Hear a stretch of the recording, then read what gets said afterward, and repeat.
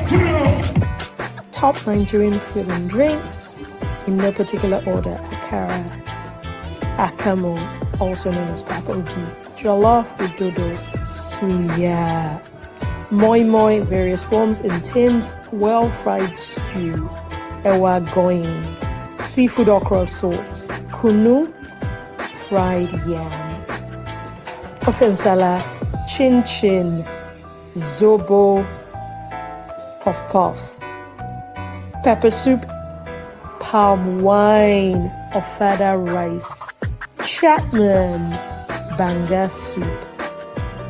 There'll be some repeats, but yeah. Beans, poor quality, forgive me. Banga and starch. Favorite? Fura de nono, millet and cultured milk, yogurt, oha. Okay, the leaves wrapped. This is not the soup. Buns and other street food snacks, plantain chips, pounded yam, not very clear, abula, amala with 3 soups and sauces. Masa, not my best work, but egusi, a bit blurry, but accepted as it is. Eforio, also blurry, but okay, just take it as it is, okay?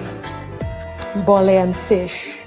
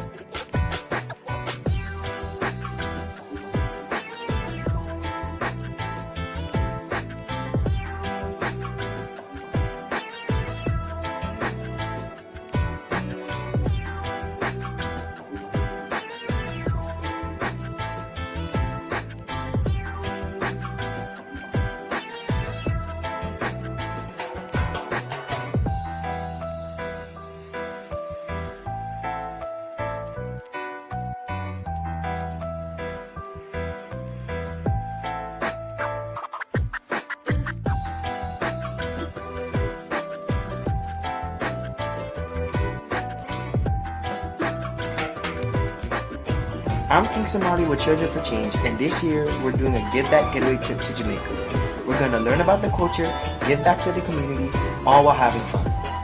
I'm really excited for this trip because it's been 3 years since I've been to Jamaica due to COVID. I miss the people, the food, and all the outdoor activities. It's too hard to describe Jamaica to people, you just have to experience it in person. Everyone should go at least once, but definitely twice. Some of my favorite things to do in Jamaica all involve being outside. I love going to the falls, the river, the lagoon, and the beaches. The Give Back Getaway trip is a way for me to share Jamaica with anyone and everyone.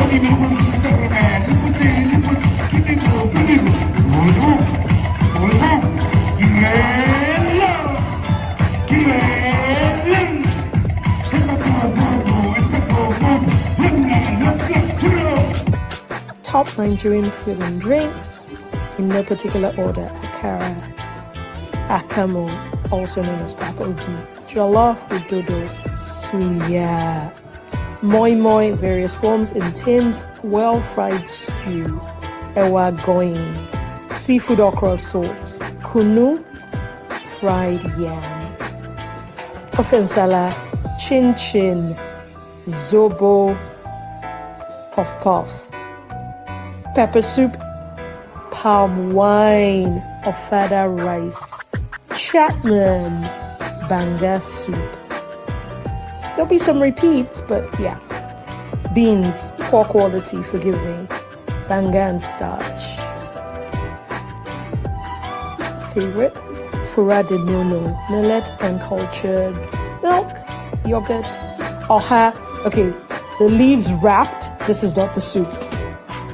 Buns and other street food snacks, plantain chips, pounded yam, not very clear, abula, amala with 3 soups and sauces. Masa, not my best work, but egusi, a bit blurry, but accepted as it is. Eforio, also blurry, but okay, just take it as it is, okay? Bole and fish.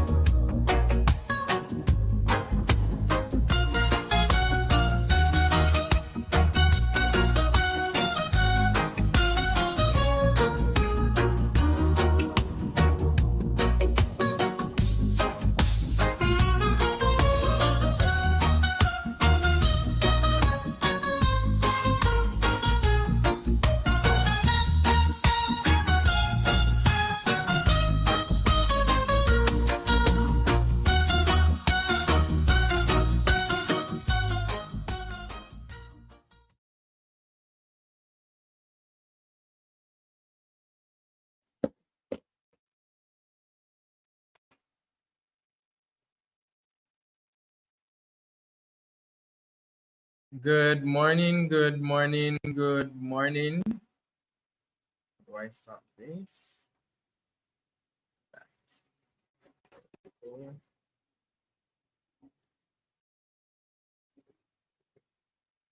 I hope you're all hearing me. Good morning. Welcome to day 2 of the Beyond Limits Virtual Summit. I am so excited to be here. I'm so excited that you have joined us on this journey. I am Tomlinson, one of the team leads of the Summit team, and I extend a warm welcome to everyone present here on the Beyond Be Connected platform, those on Facebook and YouTube, and also LinkedIn. Welcome. Just a bit about who we are. We are the Wiseman International service team. We serve the Worldwide YMCA in promoting international understanding through service. In Canada Caribbean, which is the team putting on the summit, the team Service Club in Canada Caribbean serve as the hub of collaboration and connection and uniting people of all ages, fostering intergenerational conversations and leadership opportunities. So I just want to welcome the 28 countries present today. I want you to just put in the chat where you're from. Just say hello and say where you're from, both here on Facebook, also on LinkedIn, on YouTube. Just put in the chat where you are from. I'm coming to you live from the beautiful country of Brazil. So a bit of background on our virtual summit while you interact in the chat. Our summit actually started in 2014, but it was a presential summit. It was a leadership summit called Equipping Global Leadership Summit. Then when the pandemic came, our team pivoted and, we had to adapt to the virtual environment. And so we had our first virtual summit in 2021 under the theme LEAP. And the LEAP stands for Leadership, Education, Aspiration, and Passion. Then in 2022, we hosted our second virtual summit. It was very successful. And we have some of you were on that virtual summit. You are present today, and I am happy that you have joined us for this journey once more. In 2022, our theme was the Unlimited You, which was an exploration of self. We looked at the whole topic of mental health and wellness. And this year, our theme is Beyond Limits. This theme dares to challenge conventional thinking, and it tackles the pressing global issues of our time.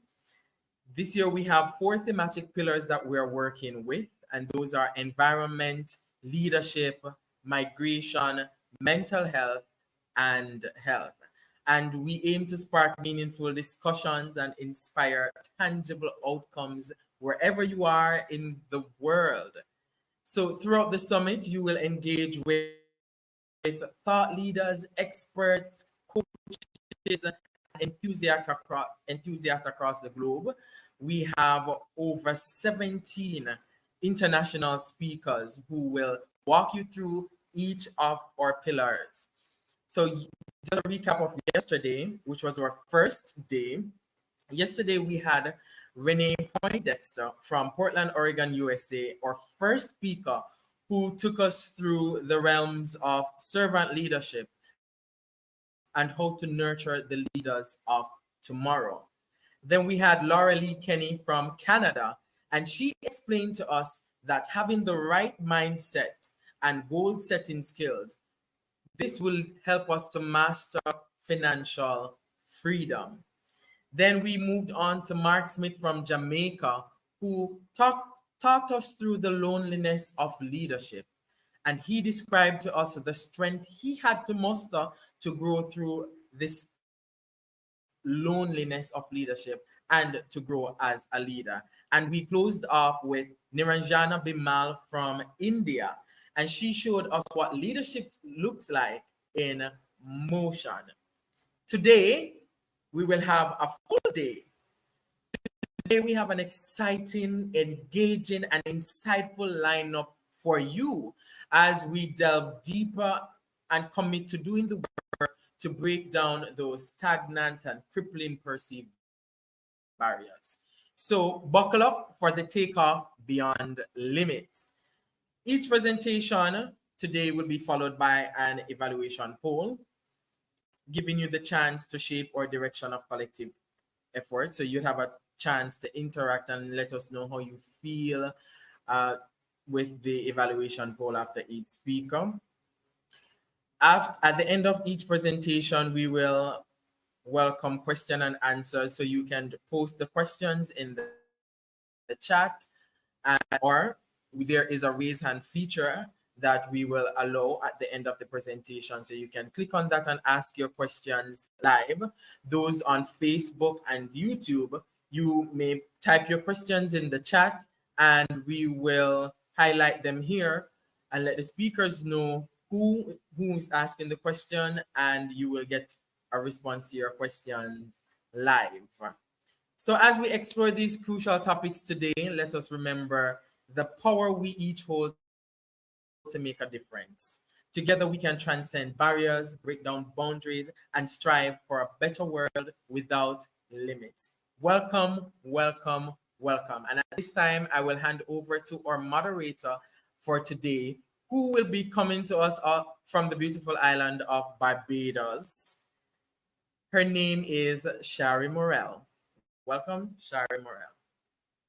Thank you, Dwight, and good morning, everyone. Welcome to the Beyond Limits Summit today. Our first item will be the Wise Man Hymn by Jade.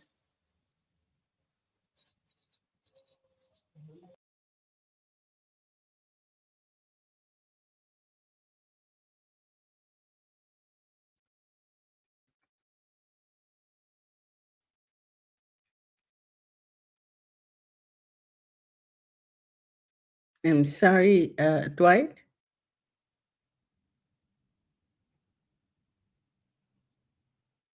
I'm sorry, Shari, can you just move on to our first speaker is Daniel. our first speaker from the YMCA. Yeah. Okay. Our first speaker this morning will be Daniel Galan Aguilar. He's the Director of Inspiring Opportunities from Latin America YMCA. And this morning he will be bringing us greetings. Thank you, Shari. Thank you, everyone. Muy buenos días, buenas tardes, Yes. Bom dia, boa tarde, good morning, good afternoon, and warm greetings from the YMCA Latin America and Caribbean Regional Office, and from the big and hot and beautiful Mexico City, since where I am connecting right now. First of all, I want to thank for the invitation to open this second day of learnings and discussions, especially to Dwight for the invitation, and also for the president of the area and the Area Council of Canada, Caribbean of Wise Men International Service Team. I also want to take this opportunity to congratulate the organization of this virtual summit and for providing the opportunity to generate discussions on topics of vital importance, such as leadership, which was addressed yesterday, mental health and migration, that I know will be discussed today, as well as the environmental topic that will be addressed on Sunday. So all those topics are very important for us and for all the people around the world, and directly related to the 4 pillars of our Vision 2030. I would like to take this opportunity to extend greetings to all of us who collaborate in the YMCA of Latin America and the Caribbean, especially from Antonio Merino, our General Secretary, Gerardo Medina, our President, and all our Executive Committee. I also want to extend my gratitude to Wise Men International for all their support to the regional office and to all to the YMCA movements in the region, so that all together we can continue strengthening communities. All that remains for me is to wish you a very good and successful day, and may it very profitable and full learning. So thank you.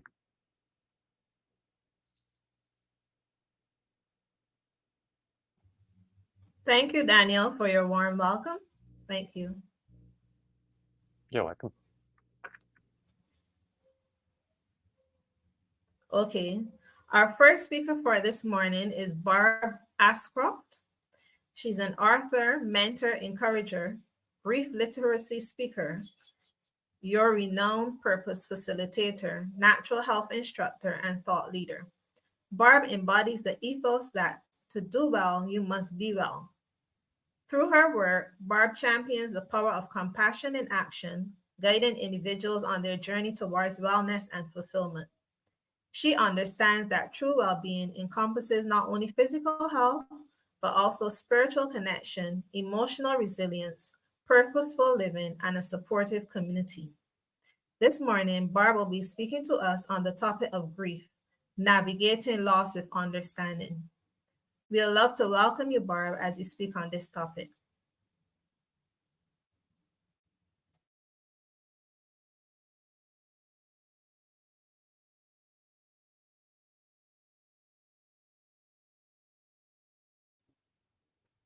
Good morning. Thank you so much.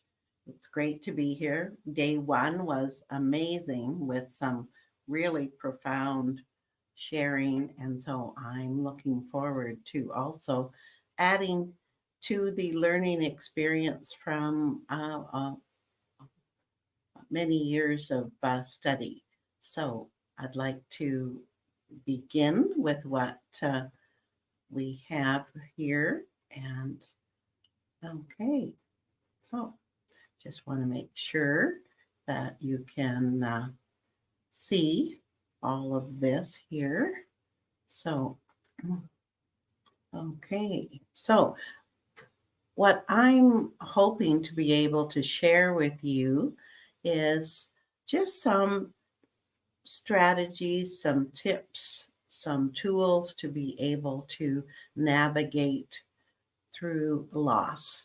And so we're going to actually start with a poll.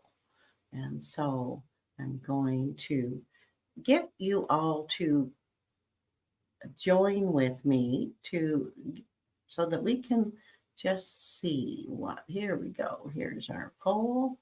And so if you can go through this, please, and tick all that apply. Have you ever experienced the loss of a loved one, a beloved pet, maybe a special relationship that's no longer there, a marriage, loss of finances, loss of business venture?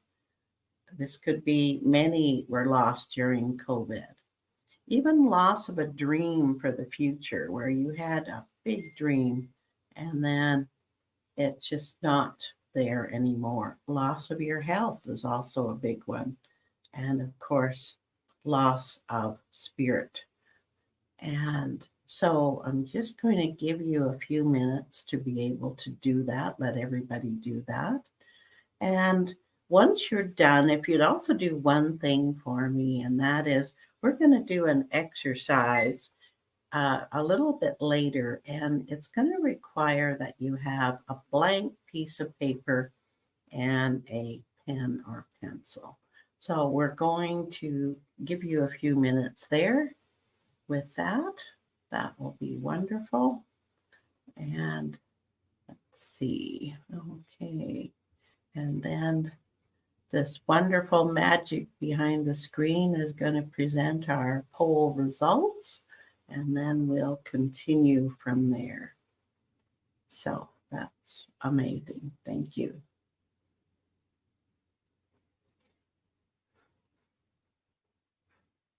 I hope many of you were able to attend yesterday.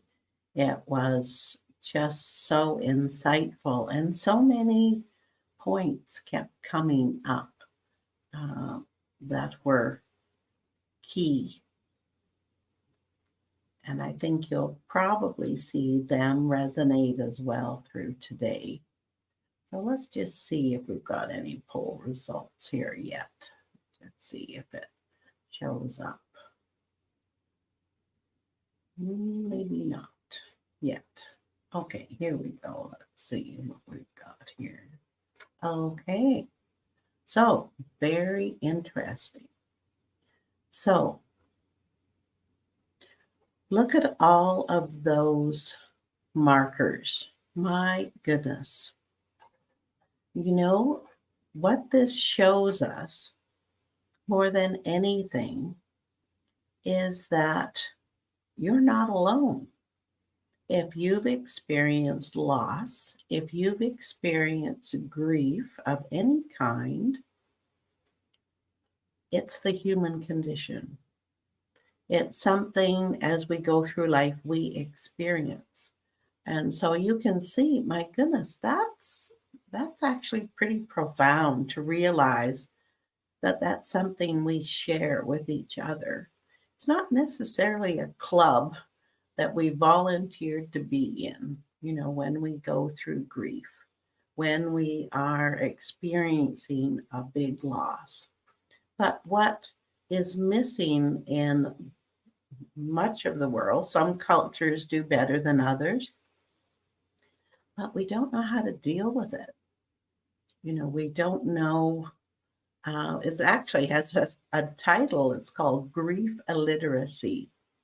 And how I ended up in creating my passion project, Compassion in Action, was that I had the same experience with, in a matter of 2 weeks, I had multiple friends who became widows. And it just tore at me because I didn't know how to serve them. And I was in fear of, I don't know what to say, I don't know what to do, what can I do? And in my culture, it wasn't taught what to do or what to say. And so it started me on a path. I was actually in a mastermind group with my coach, and she said, okay, the people closest to you, what is keeping them awake at night? What is it? What is the challenges that they can't sleep? And I actually ended up breaking down crying because I could put myself right there.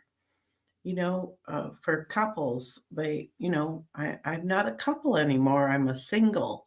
Or what do I do about finances? What about where's my faith in all of this? And it really started me on a path to investigate even deeper because I wanted to serve, but I didn't know how.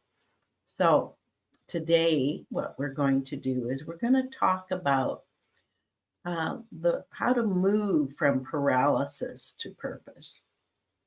How we're going to be able to have some key strategies, some tools and tips to be able to hopefully encourage you in your walk. And just is quite amazing. Obviously, big losses immobilize us. You know, we've lost our knees are knocked out from under us. We've lost our compass, maybe even our rudder. And so we want to be able to navigate through these waters. So what you'll see on the screen right now is I've taken some of the pages from a free workbook so that you just need to use the QR code to be able to access that free workbook. And it's going to help you. It's going to be able to assist you. And basically, I'm your temporary compass to help point a way for you. So here's an encouragement as well, is that you only need one good strategy implemented consistently to unlock that frozen state and help you move forward. So as you're experiencing today, just look for a nugget. What's one strategy you can start right away? So I have a slogan with that I've had with my business and with all the things I've done is you gotta wanna. 3 words, simple, you gotta wanna. No one can do your sit-ups for you. It would be nice if they could, but no one can do your sit-ups for you. Likewise, it's going to take a spark, just a spark from you to light this fire. So by all means, be around the people that you can grab that spark from and be able to ignite yourself on this path. So, okay. So you've probably heard this slogan over and over and over. What you focus on expands. So what are you focusing on? Are you familiar about your RAS, your reticular activating system? Are you familiar about that? We all know that computers and technology and our Wi-Fi and everything else has a bandwidth. Well, so does our brain. So we have this wonderful secretary, treasurer, you might say, in that really, with all the stuff that's coming at you over and over and over and over and over in a matter of seconds, your brain has to decide, what does Barb want? What is she talking about? What's important? And so the brain has to go, this reticular activating system has to go by what you are thinking. Where are your thoughts? So I love this quote by James Allen below the Start with Purpose picture. It says, in case you can't see the small print, you will become as small as your controlling desire, as great as your dominant aspiration. So today we're going to talk a little bit about, okay, what do we focus on? And I have a favorite ancient wisdom that helps direct me, and it is, I'll read it to you here. Finally, brothers and sisters, whatever is true, whatever is noble, whatever is right, whatever is pure, whatever is lovely, whatever is admirable, if anything is excellent or praiseworthy, think about such things. So there's a bit of a clue, because my goodness, we can focus on so much. And when we're going through grief, when we're going through loss, we are rudderless. And so it does make a difference. So for a few minutes, I'd like to talk about doubt. There's a saying, if you're going to doubt anything, doubt the doubt and kick it out. Because we have, it seems, when we're attempting to think positively or to stay positive, it seems that we have an angel on this shoulder and a gremlin on this one. And we might be thinking, let's just talk for just a minute about affirmations. You hear about people stating affirmations. I am wealthy, or I am whatever it is that they've been coached or tutored to work with affirmations. But as you probably have experienced, if you've ever tried that, you've got this other voice, this little gremlin that's sitting over here, and it's saying, yeah, right. As if that's you. Who are you fooling? So I have a little tip for you to be able, if you're wanting to speak positives about moving forward, and that is, I am in the process of finding renewed purpose. The key words are in the process. That is truth, just like I shared the ancient wisdom there from Philippians. I am in the process because, as you probably know, we're always in the process. And so that can't be much truer than true. So anyways, try that. See what you think of that. That definitely deals with being able to doubt the doubt and kick it out. It's gremlin proof. Okay. So what do we want? How do we know? Because our naturalness is accustomed to dwelling on the negative. That's just sort of a part of the human condition. So how do we remedy that? So we're going to do an exercise here. So if you would please grab your piece of paper and your pen.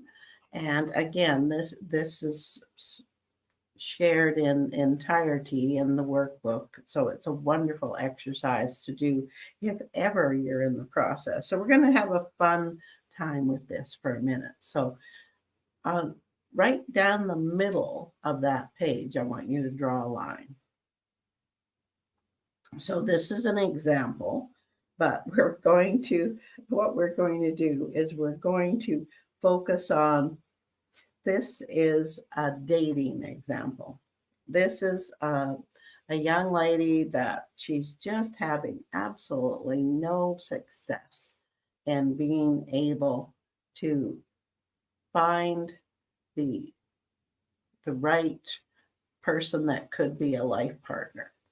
So what she's been instructed to do is on the left side of this paper, you're going to write down, and you can go along with this example with me for dating. For example, this can be any aspect of your life.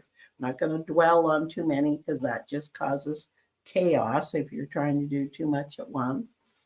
But okay, so what did she write down that is super annoying and she keeps on having the same dates over and over again?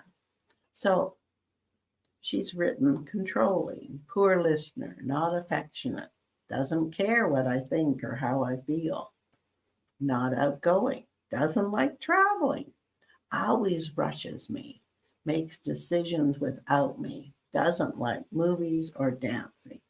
So, okay, she's listed again all what she doesn't want. And what we're doing here is for a very short period of span here, we're focusing on the negative. We're not going to stay there though.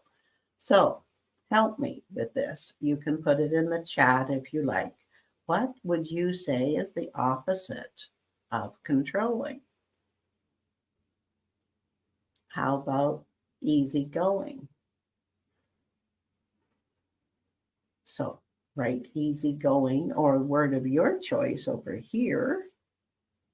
And now what you're going to do is you're going to draw a line through controlling. What about poor listener? What are some words that you pop up for you? How about attentive? And then draw a line through here. Not affectionate. Maybe what word would you choose? Could be just affectionate. Caring.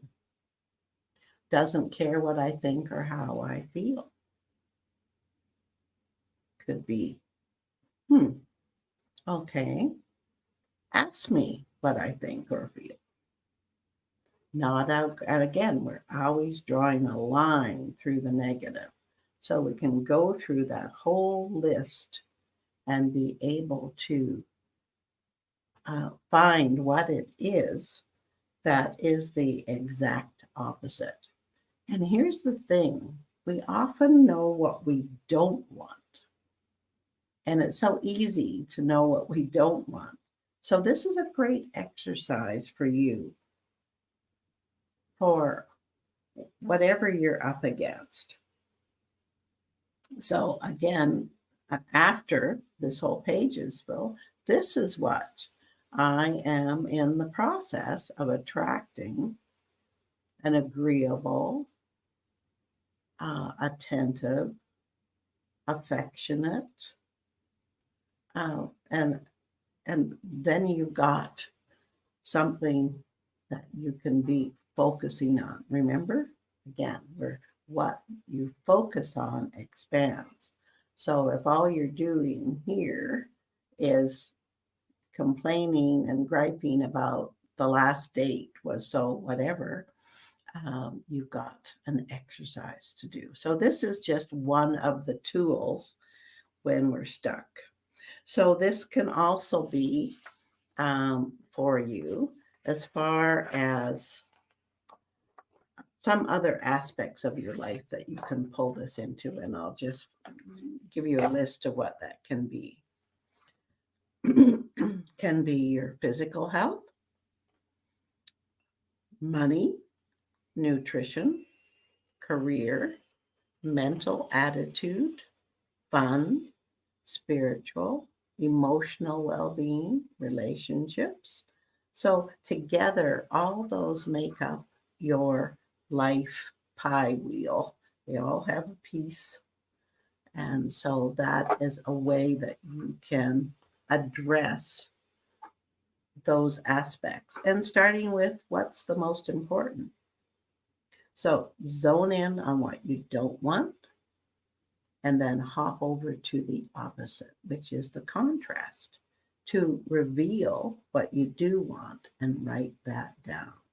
Again, just take one aspect of your life at a time, because otherwise it just seems to be way too much. So how do you know a little bit more about you? There's lots of discussion yesterday, lots of great sharing. And what I like to do with the people that I interact with is I love to find out what their top fulfillment needs are. And so how we do that is we play a game called Survivor.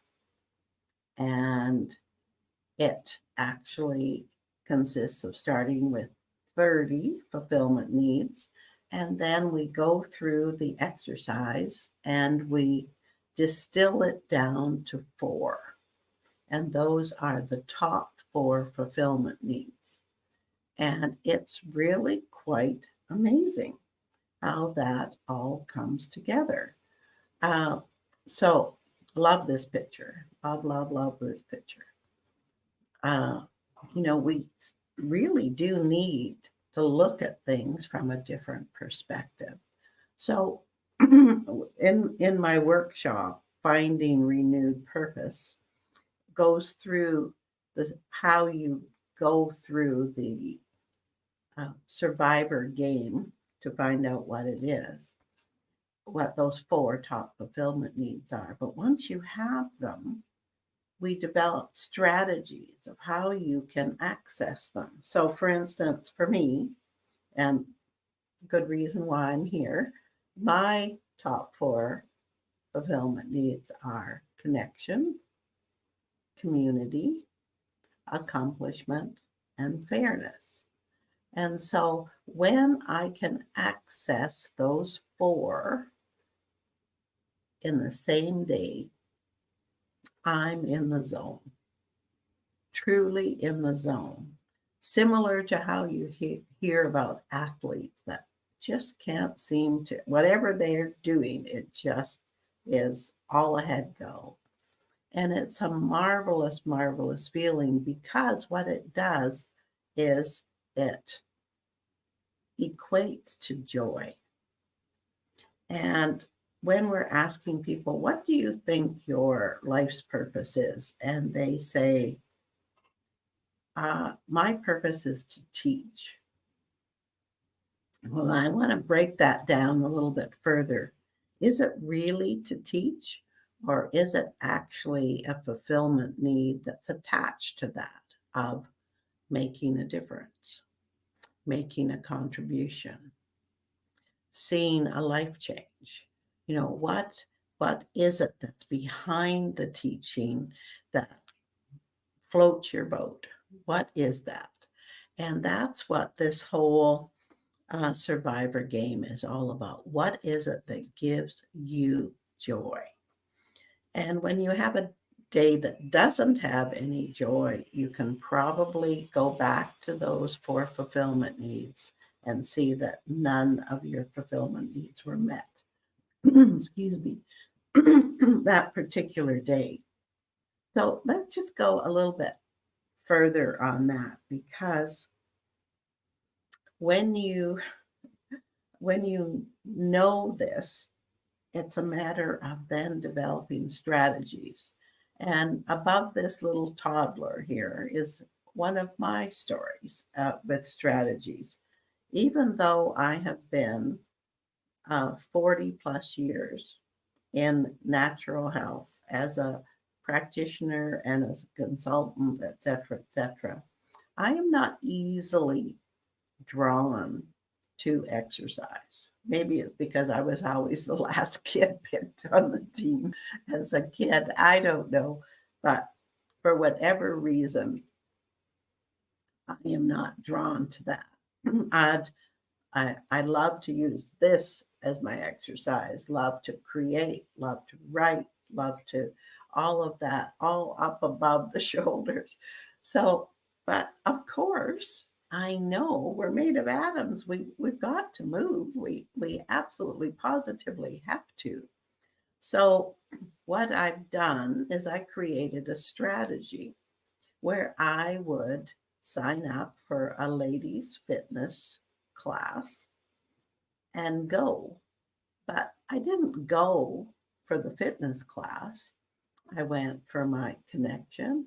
I went for my community. I went for my accomplishment goals to get. Yes, did I exercise? Of course I exercised. But again, it's a matter of strategy to get you through what we all have things we're not drawn to, that we don't want to do. And that's compounded when we're dealing with loss or grief. So being able to know what gives you joy, even to be able to set a course to say, okay, today I'm going to make one connection. I'm going to reach out to one friend. That's key. That's really very key. So I'm just checking my time here to see how we're doing with all of this. Don't want to run over. So I'll give you, first of all, a few other tools that are helpful. And that is, maybe you're a reader and you love to learn that way. There's some key books that I found are very helpful, and I'll hold them up. This is one, The Compound Effect by Darren Hardy. And Whatever We Do, Positive or Negative Compounds. And so again, today, as you're in the trainings here, focus on what you can take away and begin right away. Another book is The Happiness Advantage and Before Happiness by Sean Achor. And he created one of the most viewed TEDx talks. And just some really excellent tips for you in that. If you are love to read. And it's really important that we do have 10 minutes of good input a day. And this is my book, When Your Bucket List Brings a Leak. Do-overs, undos, life preservers when travel, business, life, health don't go as expected. So we've got that there. So we're going to finish off with this aspect of, this is from Sean Aker from his book. And he says the absence of disease is not health. We need to develop a daily routine, single disciplines, because they create that positive ripple effect. They help with the compound effect. Just like anything, just think of compound. If you do one sit-up, are you fit? No, it's one sit-up today, 2 sit-ups tomorrow, etc. Progressing. And so it's important. So here's a strategy. All of these things, if you can do them on a daily basis. So when you wake up in the morning, you're still in bed, think of 3 new things you're grateful for. They have to be new. They have to be new. I know when I was looking after our grandson, we started the day, he was going through challenges with his parents that were not together anymore. And so we took on that job of being a balancing force. So every morning at the breakfast table, we started the day with 3 things you're grateful for. Him and me together. He was in grade 1. Then 1 meaningful experience you had in the last 24 hours. Journal it. Write it out longhand. There's something so therapeutic, and you'll know more of that when you get the workbook, because it goes through some real key strategies of why you would want to just dump your brain. You need to put it on empty, flush out, empty that bucket so that good stuff can get in there. So journal it and write out all the details. And then make it a point to do a 2-minute email, Facebook Messenger, Twitter, a phone call, or face-to-face to show appreciation every day to one person, different person, whatever it is, so that you can do that. And then 15 minutes of fun cardio. And did I hear there's something about Zumba here, or somebody's going to dance or sing or something? Is that you, Dwight? Is that you, Dwight? Because we're made of atoms. So you've got to, move it, right? So, and then 2 minutes of watching your breath go in and out. Mindful prayer, mindful meditation. And when you do end up at my website, you'll see you can access some really good mental health workbook called Chaos to Calm. And I've got all kinds of special short, quick breathing exercises you can do shown there. And of course, that's powerful. When we're in the midst of grief or loss, it's really difficult to be able to zone in on specifics. And so it's important to have things that don't take a lot of energy. For instance, doing too many things, just for the day. Have a little Post-it or sticky note on your bedside table and just do one thing. And then another aspect is if you're having challenges focusing, have a power hour or a power half hour where you've got do not disturb, the phone's turned off, the TV's turned off, you're not interrupted, and you have that time to focus on one thing and to have that. It will really help you feel accomplished. So as we go through this now, so just want to be able to share my appreciation to Dr. Hamilton, who had asked me way back in December to be part of this. And just want to thank you for just the opportunity to be able to just share a few little nuggets. And no matter the challenge, a supportive community is always the answer. So here you have that. You certainly have that right here. So thank you so much. And we'll just give you a few links here that you can follow up on. You can see above me my book, my Facebook, my LinkedIn, and so that will be terrific. And here is how you can get my gift if it's a little squishy, but you should be able to see that. And it's, moving past paralysis strategies that help with this workbook. So you'll be able to see just some new things in that guide. So thank you so much. It's a joy to be here, and just appreciate the opportunity. So handing it back to our moderator, I guess. Thank you.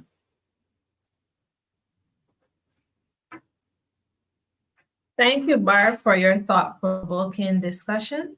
It was well received. Thank you for giving us the tools from how to move from paralysis to purpose. And I will always remember what you said, doubt the doubt and kick it out. Here's a plaque showing our appreciation for joining us today. We thank you very much. If anyone has any questions, you can put them in the chat.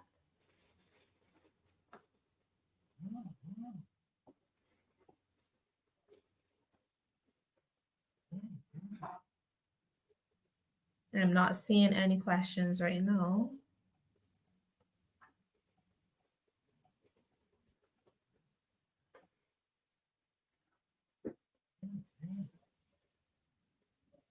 So kindly fill out the evaluation form that you will see on your screen to review Barb's presentation, and that should be it for this morning. So fill out the evaluation. Thank you.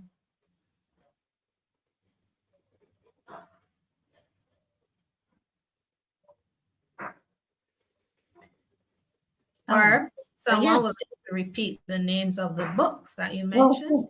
Yes, okay. It's The Compound Effect by Darren Hardy.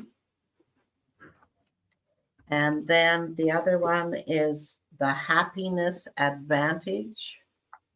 And another book of his is Before Happiness, where also many of us grow up and when I'm married, when I get that job, when I get that big house, whatever, I'll be happy. That throws that whole thing in reverse. It's called Before Happiness. And that is the Sean Achor, Achor.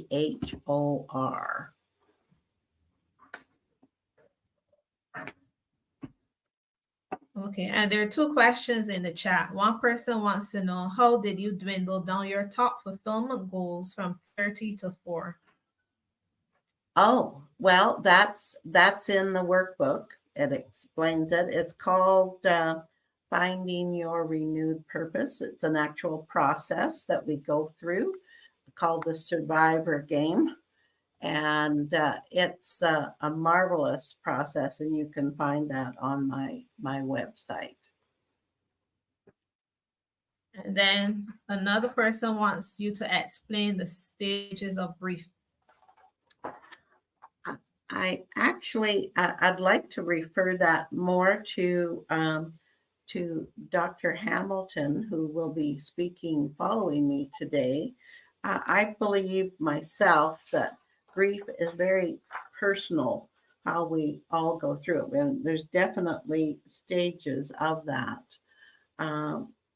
And I was interviewing, what I've done is, as I was in my own angst of going through my own loss, but then my friends becoming widows, a whole pile of them at the same time, I realized that part of my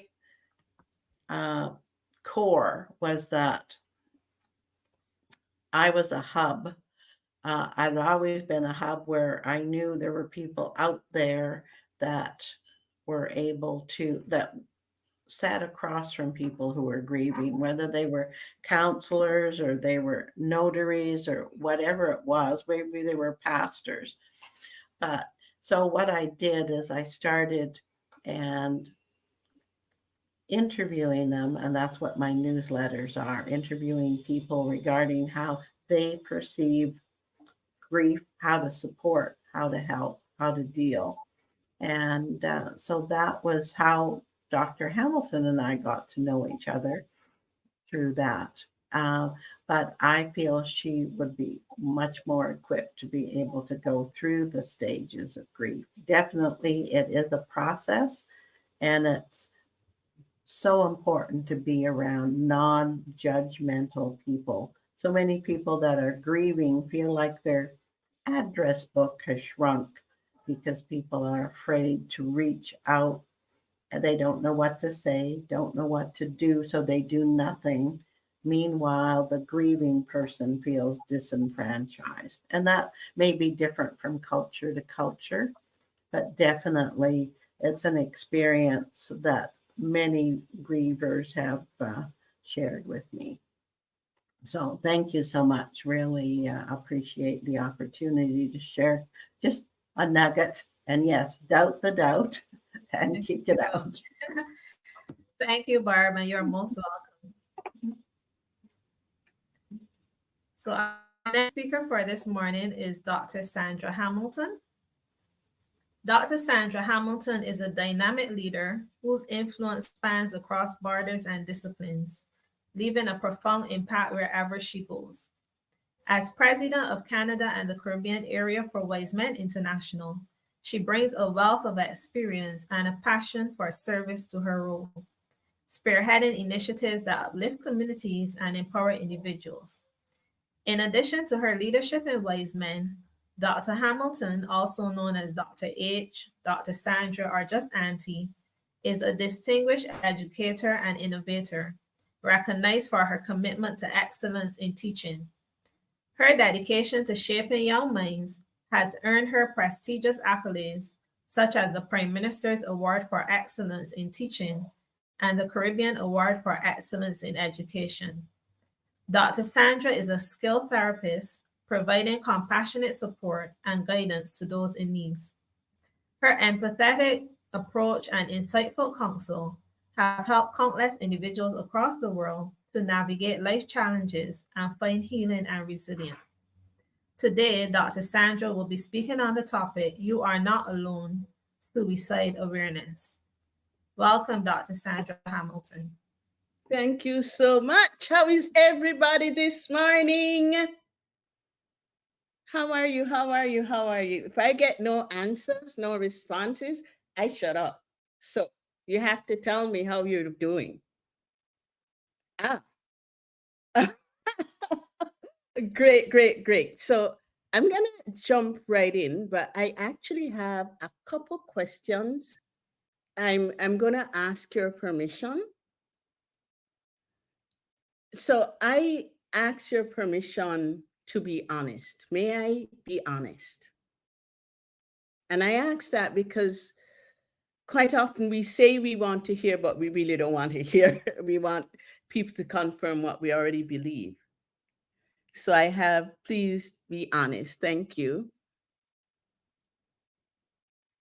And may I also ask, and I want you to put it in the chat, may I ask you to participate fully in this?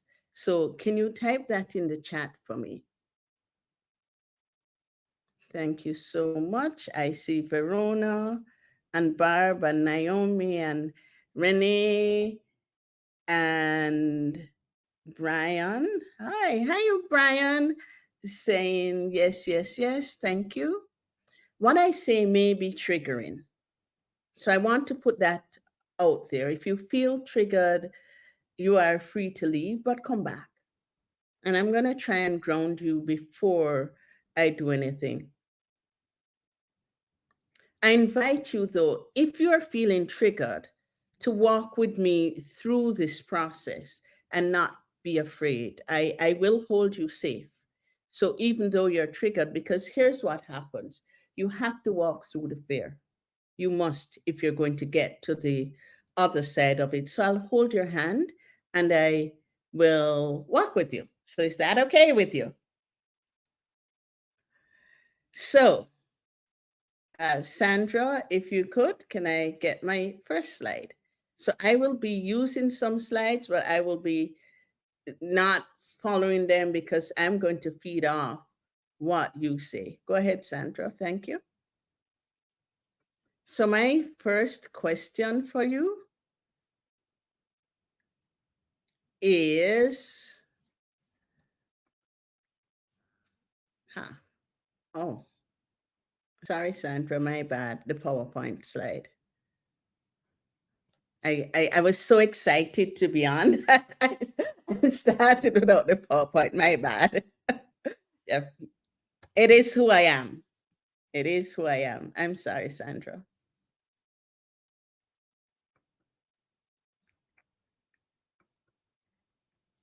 And then we are going to come right back to this slide, right? So I should actually tell you what I'm speaking about.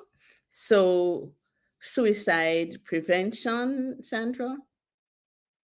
And my students, my people tell me that I give them confidence. So the name is not one that I made up. It was one that was given to me. And I wanted to remind people that they're not alone. Yes, Sandra.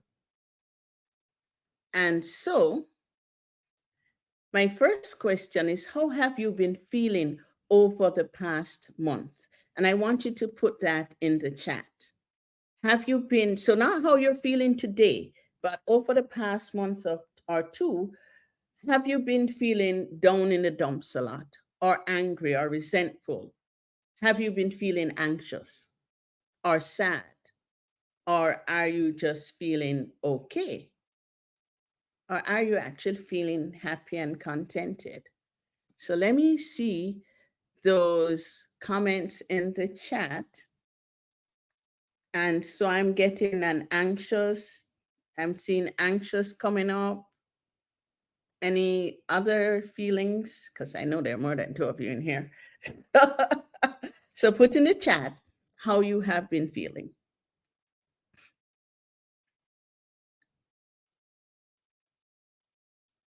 I know that so many of us are not feeling well psychologically. But when people ask us, we say that we're okay. But in truth, we're not okay. I know that with the current world environment and the injustices that we see every day, and the injustices we see not just in the world, not on the macro level, but on the micro level, what we see at work, what we see at family, what we see in the church, a lot of us are angry or we're resentful. And then some people are sad, they're grieving. And there are a few people who are always on top of the world. So it is good to see that I have people on that wide scale, because that's what it means to be human. And Sandy, if you can now just put up that slide, that poll for me. And I want you to, again, with the polls, we do not know who answers, so I'm going to ask for your honesty. How many of you are feeling lonely or alone? How many people are feeling lonely or alone? Or have you ever felt lonely or alone?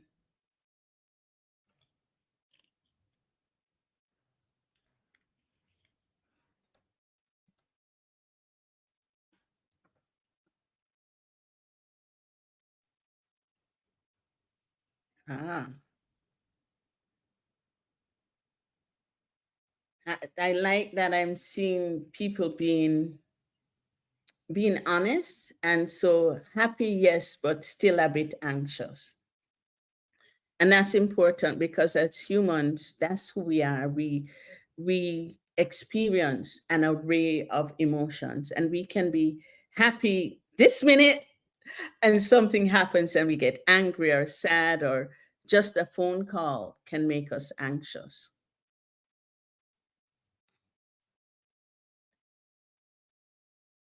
So as I wait on people to fill out that, have you ever felt really, really down, lonely, or alone? So not just how you're feeling today in this moment, but has there been a time in your life where you really, really felt like, for me, I'm all alone, no one cares? Have you been there? And for those persons who do not know me, I will tell you, I ask a lot of questions. It is my nature. And then, has there ever been a time in your life, and be honest, where you have felt absolutely, totally, and completely loved, where you knew without a shadow of a doubt that you were loved?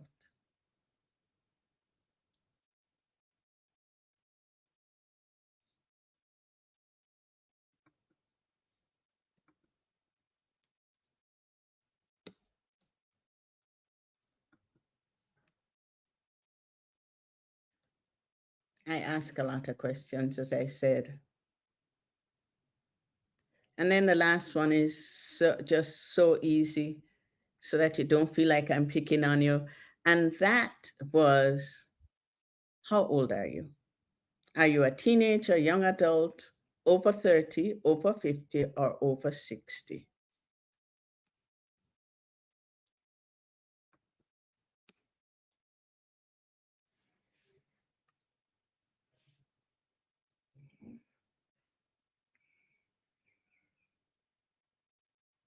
And then this is the really, really hard question.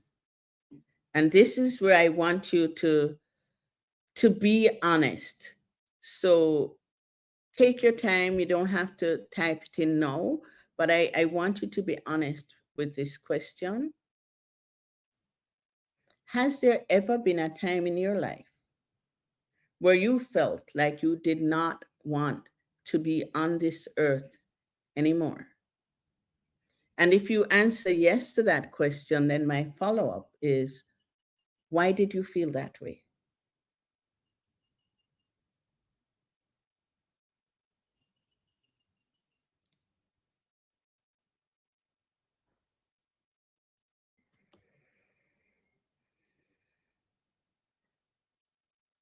As I sit here watching and feeling, I am feeling that there is a lot of pain in this space. I'm feeling that there are people here who not only have been in that place where they wondered why were they alive and what was their purpose, but there are a couple of people who are this close to being there. And so I'm going to ask us to put your hand on your heart, if you will. Just put your hand on your heart and breathe in and breathe out. Take a really deep breath in and slowly let it out. And I want to remind you that in the beginning, God made the world. And when he made it, the world was a mindless, shapeless mass. There was nothing, nothing at all.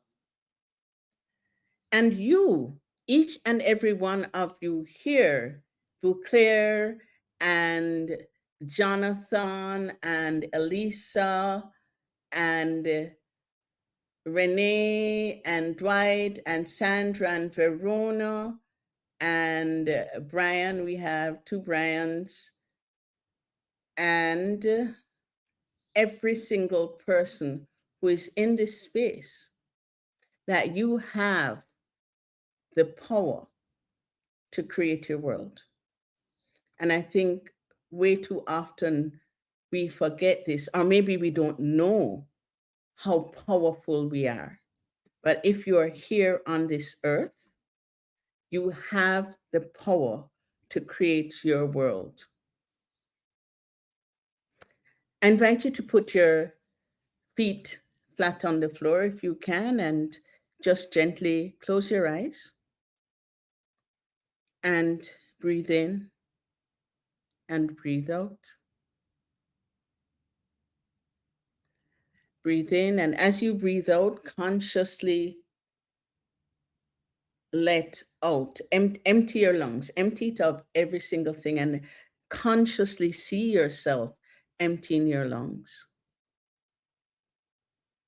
I want you to exhale, let go the foul thoughts and the urgencies of right now.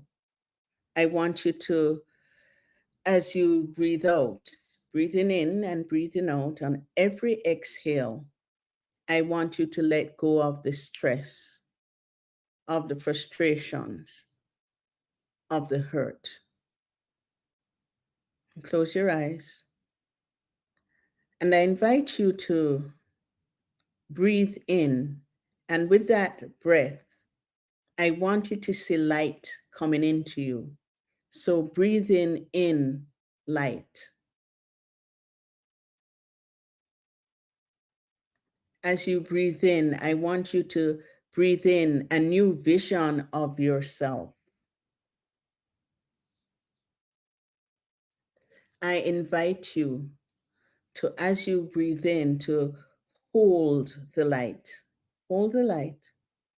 and become creation. And as you do that, I want you to see that light blending into the darkness, that frustration, that anger, that doubt, that humiliation, that shame that you're carrying in your soul.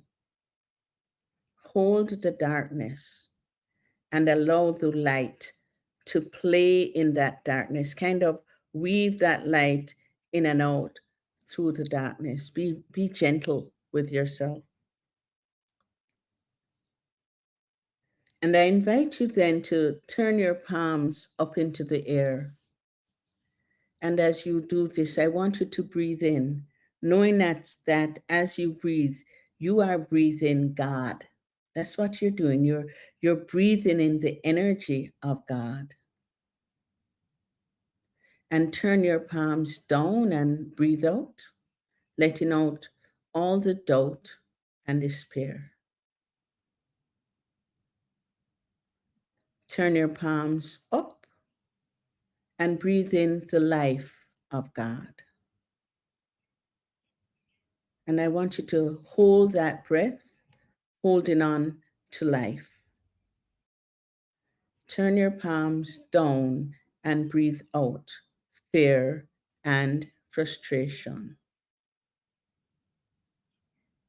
Turn your palms up and breathe. Because we sit here quietly before the one who gives us light. We sit here in front of the one who loves us, who loves all creation, and we sit in awe of the one who formed us in our mother's womb. We sit at peace with the one who fills every fiber of our being. And take a deep breath in now, breathing in the breath of God.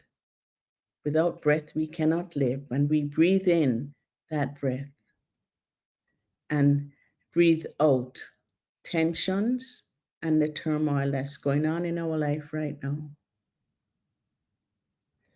Turning our palms up, we breathe in the love of God. And turning them down, I want us to let go and breathe out work and worry. We sit quietly before the one who gives light and love to all creation. We sit at peace with the one who fills every fiber of our being. And just breathe, knowing that if you are here, you have a purpose, knowing that if you are here, you are amazing, knowing that if you are here, you're beautiful. You are simply beautiful.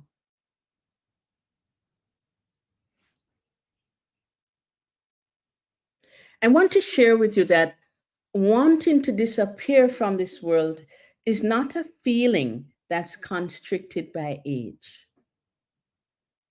I met an 8-year-old who wanted to leave us. And just this week, I spoke to a great-great-grandmother who told me that she was so lonely, she wanted to die. She said to me, no one cares. And so this world we're living in can be overwhelming, and the weight of our struggles can seem insurmountable. But here's the thing. There's always someone who is willing to listen, even when it doesn't seem so. Last year, I had the privilege of 16 young men coming to me. I have never, ever had so many people come to me and say, Miss, I want to die. Miss, I am going to. And they came to me for a variety of reasons, but basically they felt their lives no longer had any purpose. And it could be something that we as adults would laugh at as being trivial. Their girlfriend left them, or they weren't living up to their parents' expectations. And you can just list all the R's there. So I wanted to share a few statistics, Sandra, if you will, with the PowerPoint.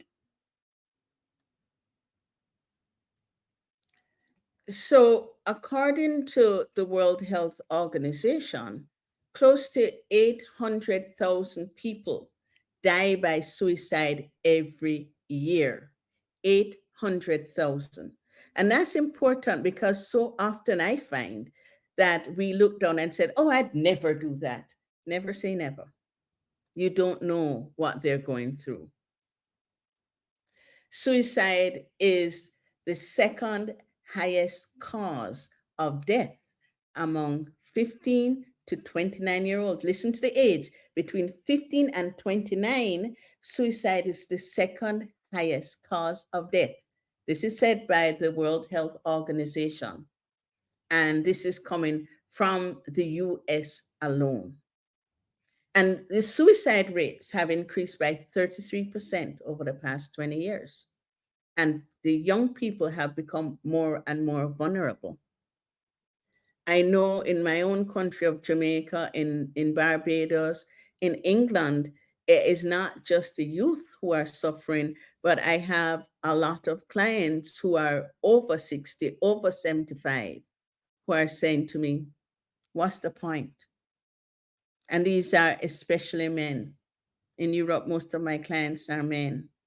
And I need to tell you that I live in Jamaica. I am Jamaican, but my client base actually is mostly Europe and Australia, and a few people from Canada and less from the US. So as I share information with you, I'm speaking to you from a global space, not just what happens locally here, but what I have seen happening. In fact, when I was in Uganda, I was on radio just talking about suicide. Like every week, I was on the Spirit radio station, it was called, just sharing with people about suicide because they were so worried.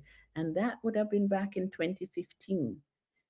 And with COVID, I am 100% sure Those numbers have increased. Here's my challenge.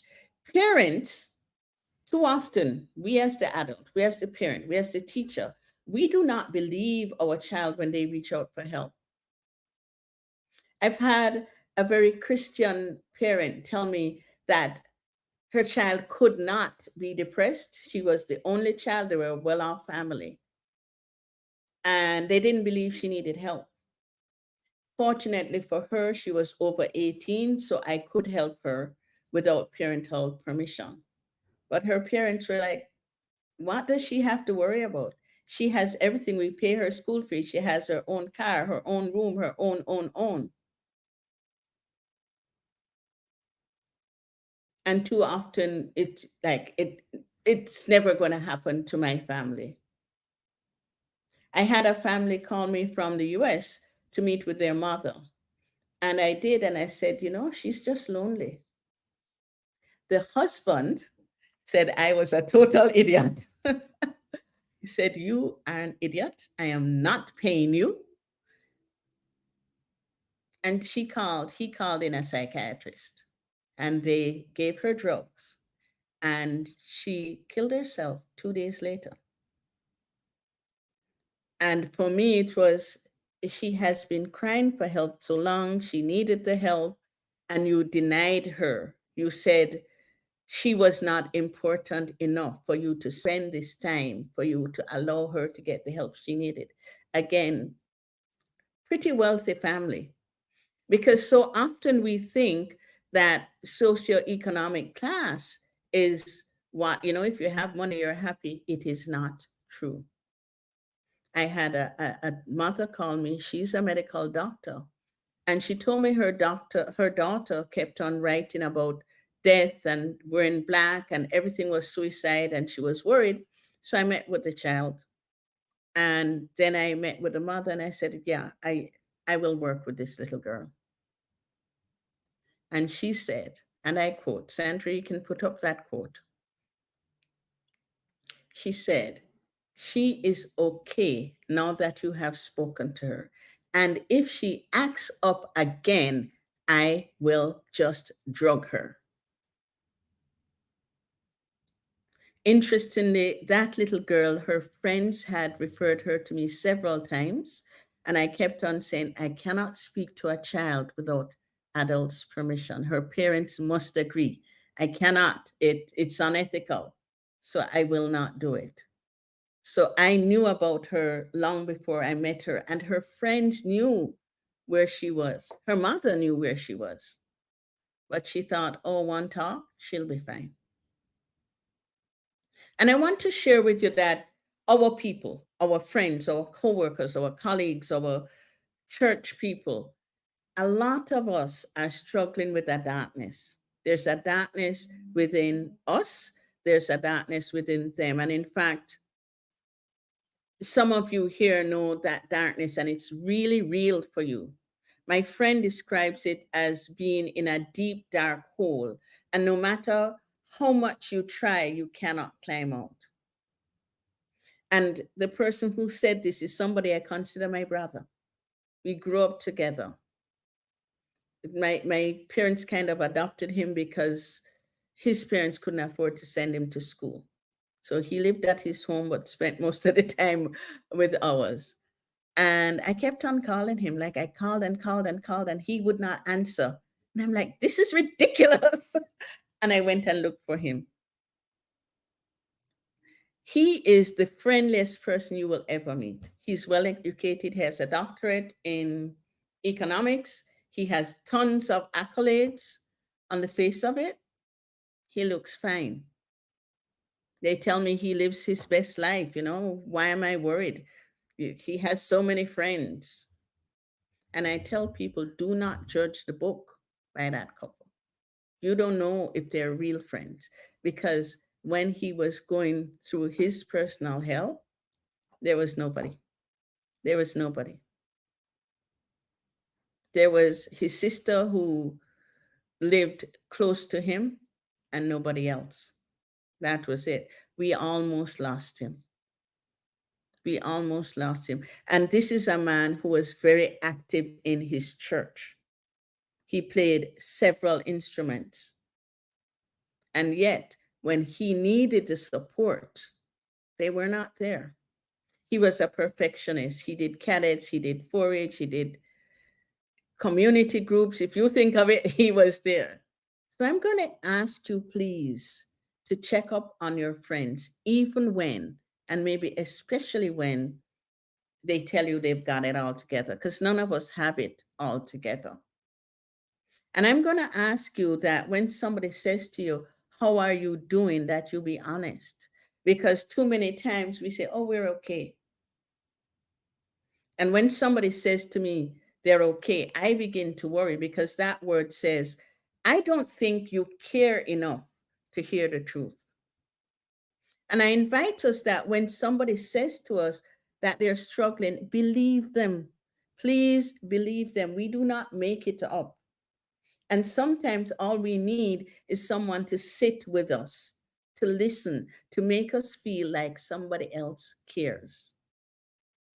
Quite often people tell me, oh, I didn't want to burden you with my problems. Well, they don't tell that to me. I'm like, what problem? I will show you the solution. Anything that's a problem, we can flip that.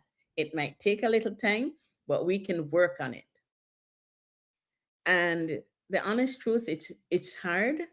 I've been working with persons and families of persons with suicidal ideation since 1996. I did my suicide course, and everybody in Jamaica laughed at me. Jamaicans do commit suicide. Oh, that's for those other people. I got a call at 3 o'clock in the morning from one of our universities. A student called me and said, please come. We have, our friend is going to kill himself.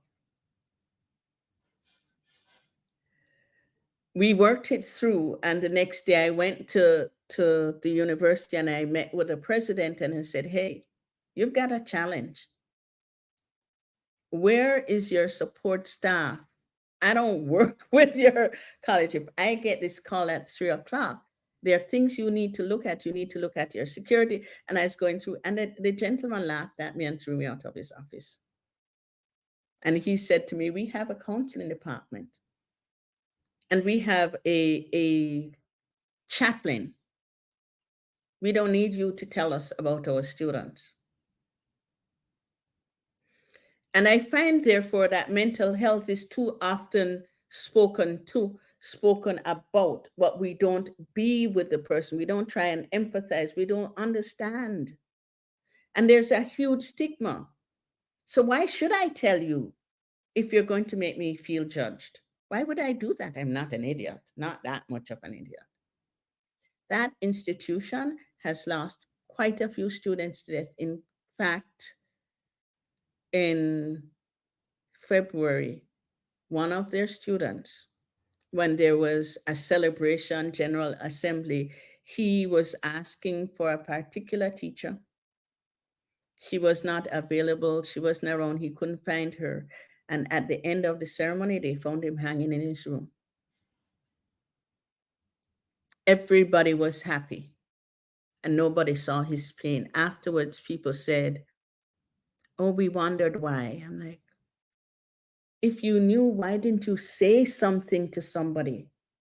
Because sometimes we hear, but we don't act, we don't believe. In one of the countries where I work, I made a statement and a mother said to me, well, if he says he's going to kill himself, I'm going to offer to buy him the rope. I'm like, wow, okay then, okay. So we have to instill a culture of love and caring, a culture of being our brothers and our sisters' keeper. We have to have collaboration between our different institutions, whether it's work or insurance. I work with some insurance companies. And here in this country, it is not one of the things they pay for on your insurance doesn't cover it. But there are some companies that will call me in. And so I work with them because it is about finding the right fit and the person who will not judge. And too often our workplaces, our schools are about getting ahead. It's about forcing, it's about winning at all costs. And therefore, people feel like we're never good enough. Is this landing with you? Do you know what I'm talking about? How many of you have been there?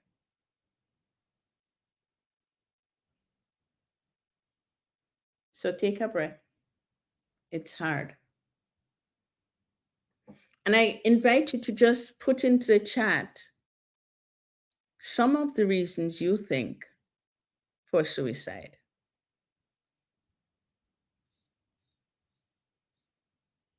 So I'm just going to take a couple minutes and just look for your comments as to why somebody may want to commit suicide. And it's not just the men. We think of it, but it's also more and more females.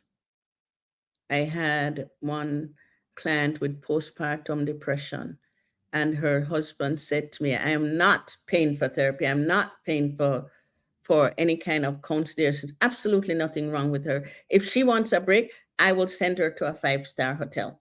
But no, she cannot get. Nothing is wrong with my wife. And that's a huge stigma that we all are going to have to overcome. And so I see loneliness, removing that pain of failure, no hope, so true. Feeling alone or judged are not necessary. Depression, loneliness, thinking that they don't matter, hopelessness, and not seeing a way forward, depression. And so we know some of these causes. And Sandra, if I can have the next slide, many of your friends are feeling that way. A lot of your friends, they mightn't tell you, they might hint, they might be drinking or doing drugs or something else as a reason, a way to get out. The next one, please, Sandra. Thank you.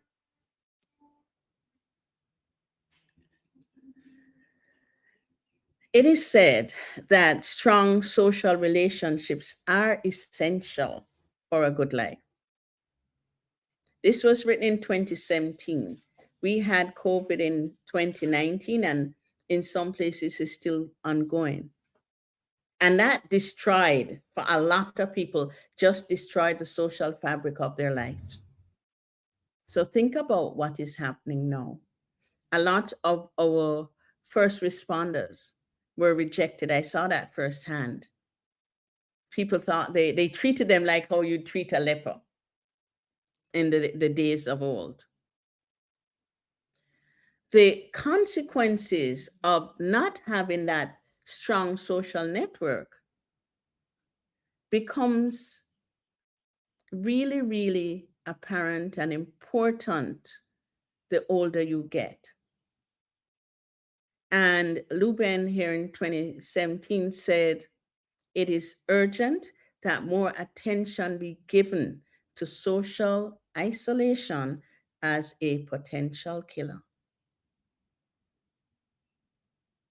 I know that when we had COVID and I reached out to some people in government and said, we have to look at this and we have to look at that, and these are the things that were going to happen.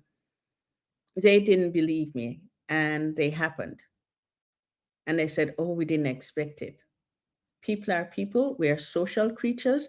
And once we have no one to talk to, no one to communicate that listens to us, it's like all our banks now are ATMs. You don't talk to people, you go in, push your card, take out your money.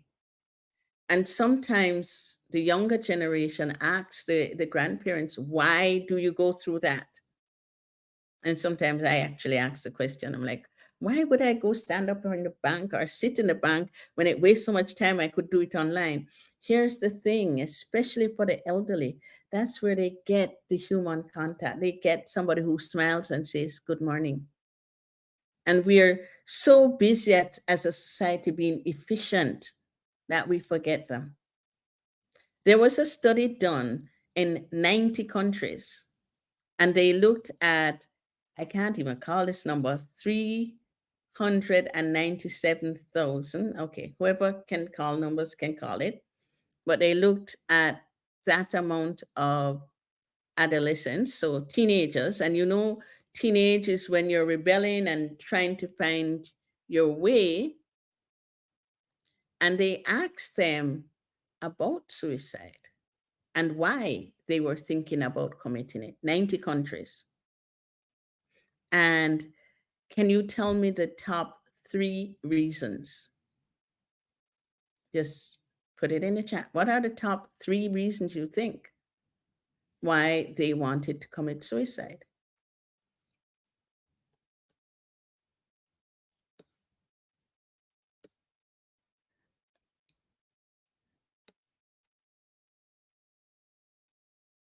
And Sandra, if you can give me the next slide.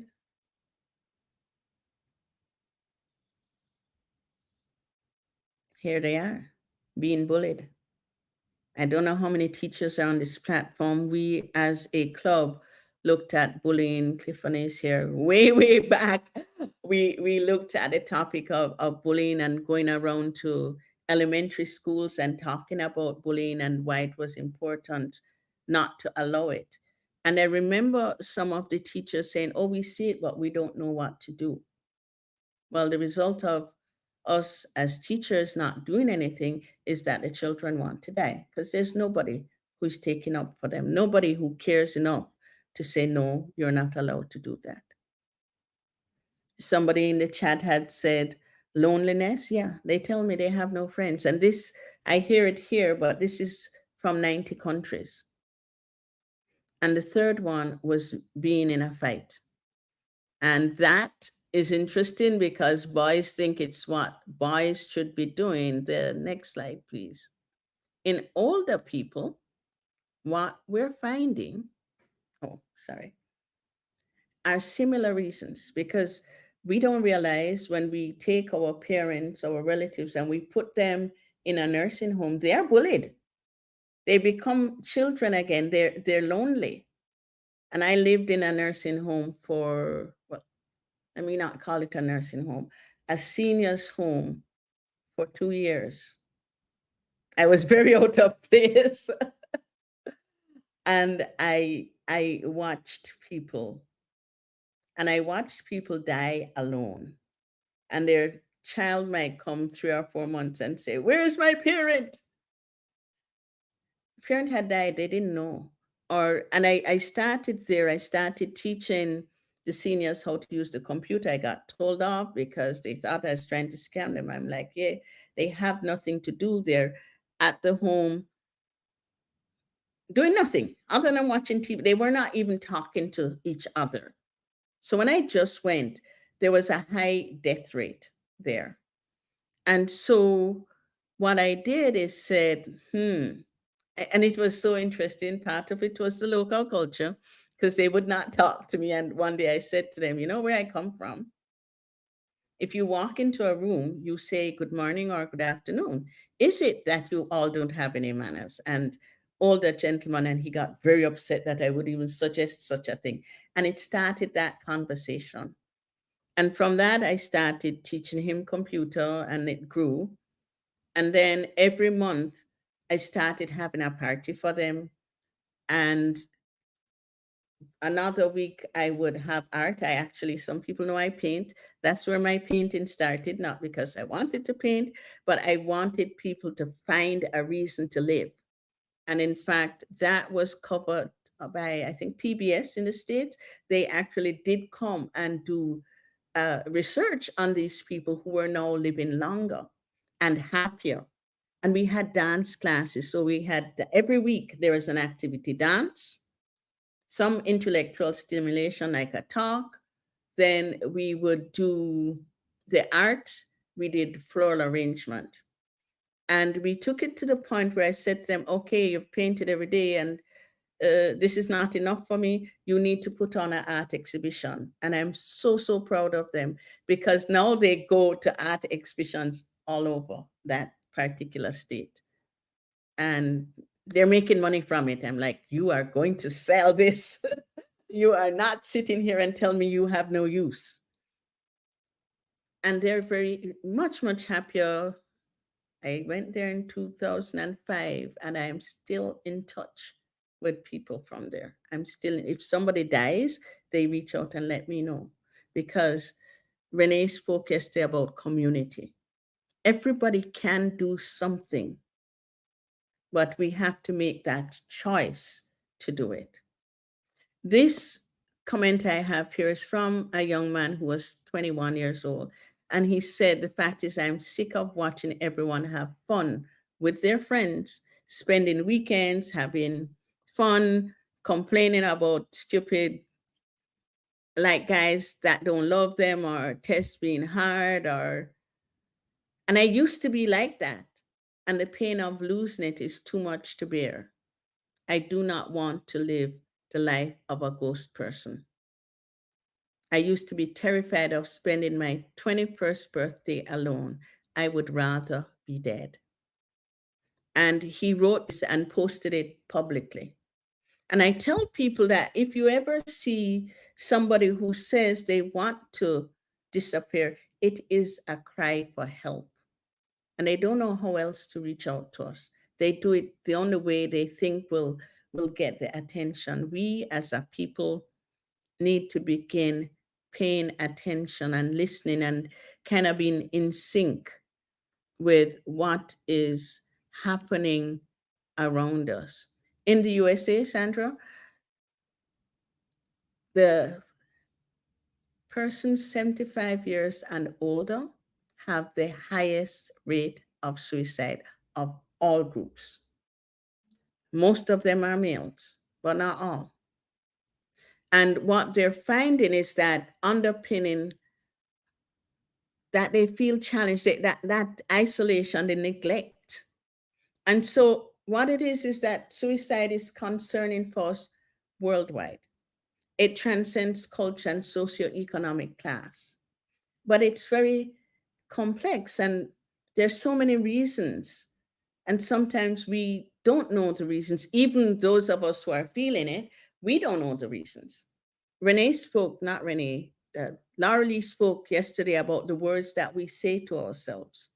And I want to add the words other people say to us.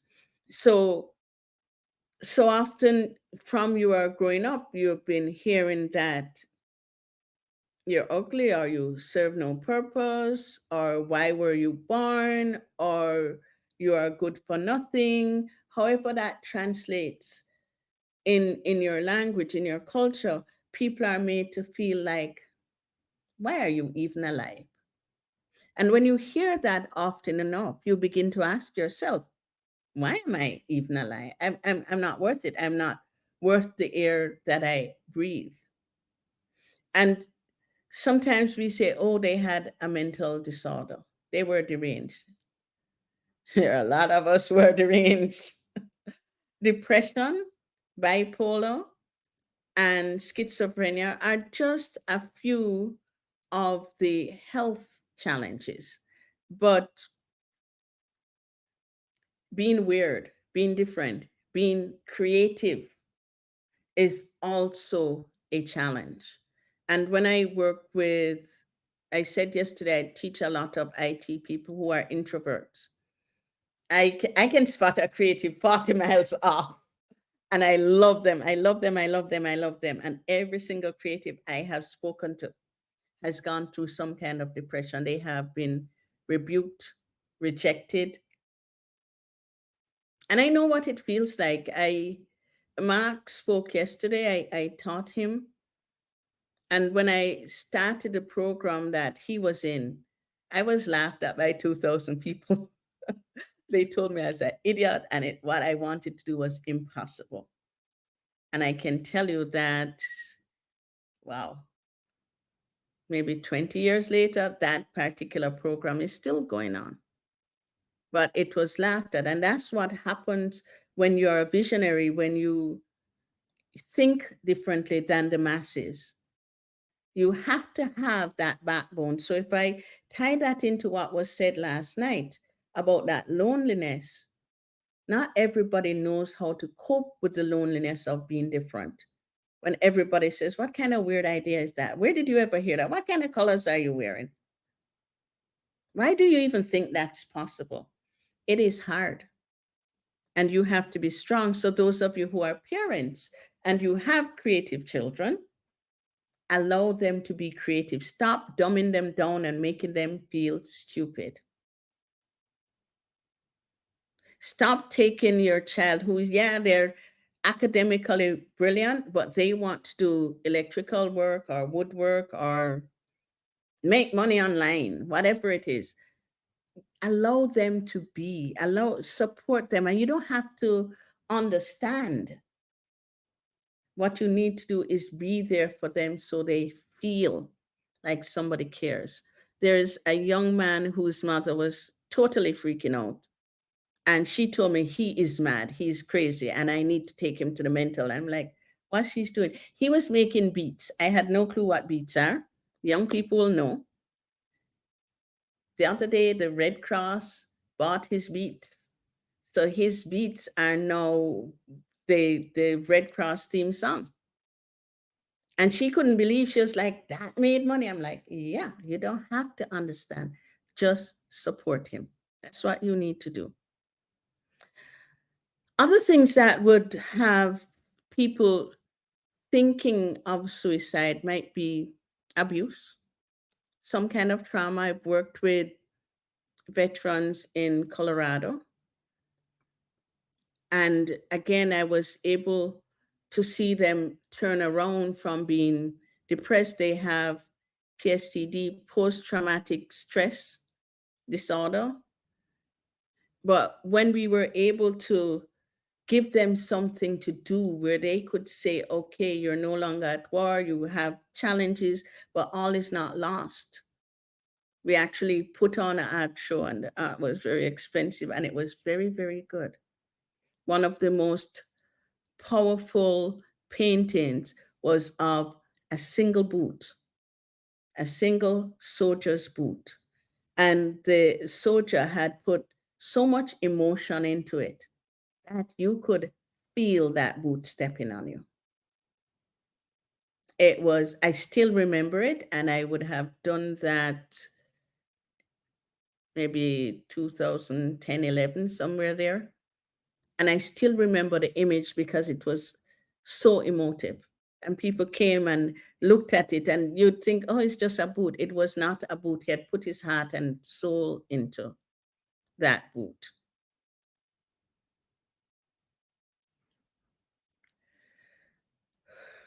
I'm breathing. So we look then at how do we help? In fact, before I even talk about that, I want to ask you, what do you think? And put it in the chat. What's the effect of suicide on the family?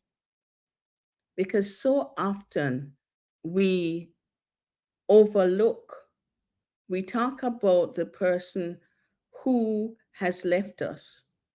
We overlook the family. And Barb was talking about grief and people not wanting to talk. When it's suicide, if they die from natural causes or cancer or ill health and nobody wants to talk to them, then imagine what happens if somebody has taken their own life. Often we don't even go to the funeral. In my culture, if you have committed suicide, first thing is that the police arrest the body because it's considered a murder. So lots and lots of embarrassment around that. But then the body is buried, how do I say that? Across. So normally when we bury people, we bury them so they face the sun. If they were to sit up, and a lot of traditions do this, when the dead rise, they sit up, they must face the sun. If somebody has committed suicide, they're either done the reverse way or they're done across. And I hear that in a lot of traditions. So I know that there's a lot of shame, blame, and scandal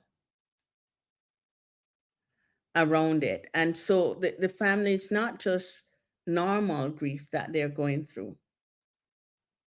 It's stigma, and they have to go back to work or they have to go back to school. And who supports them?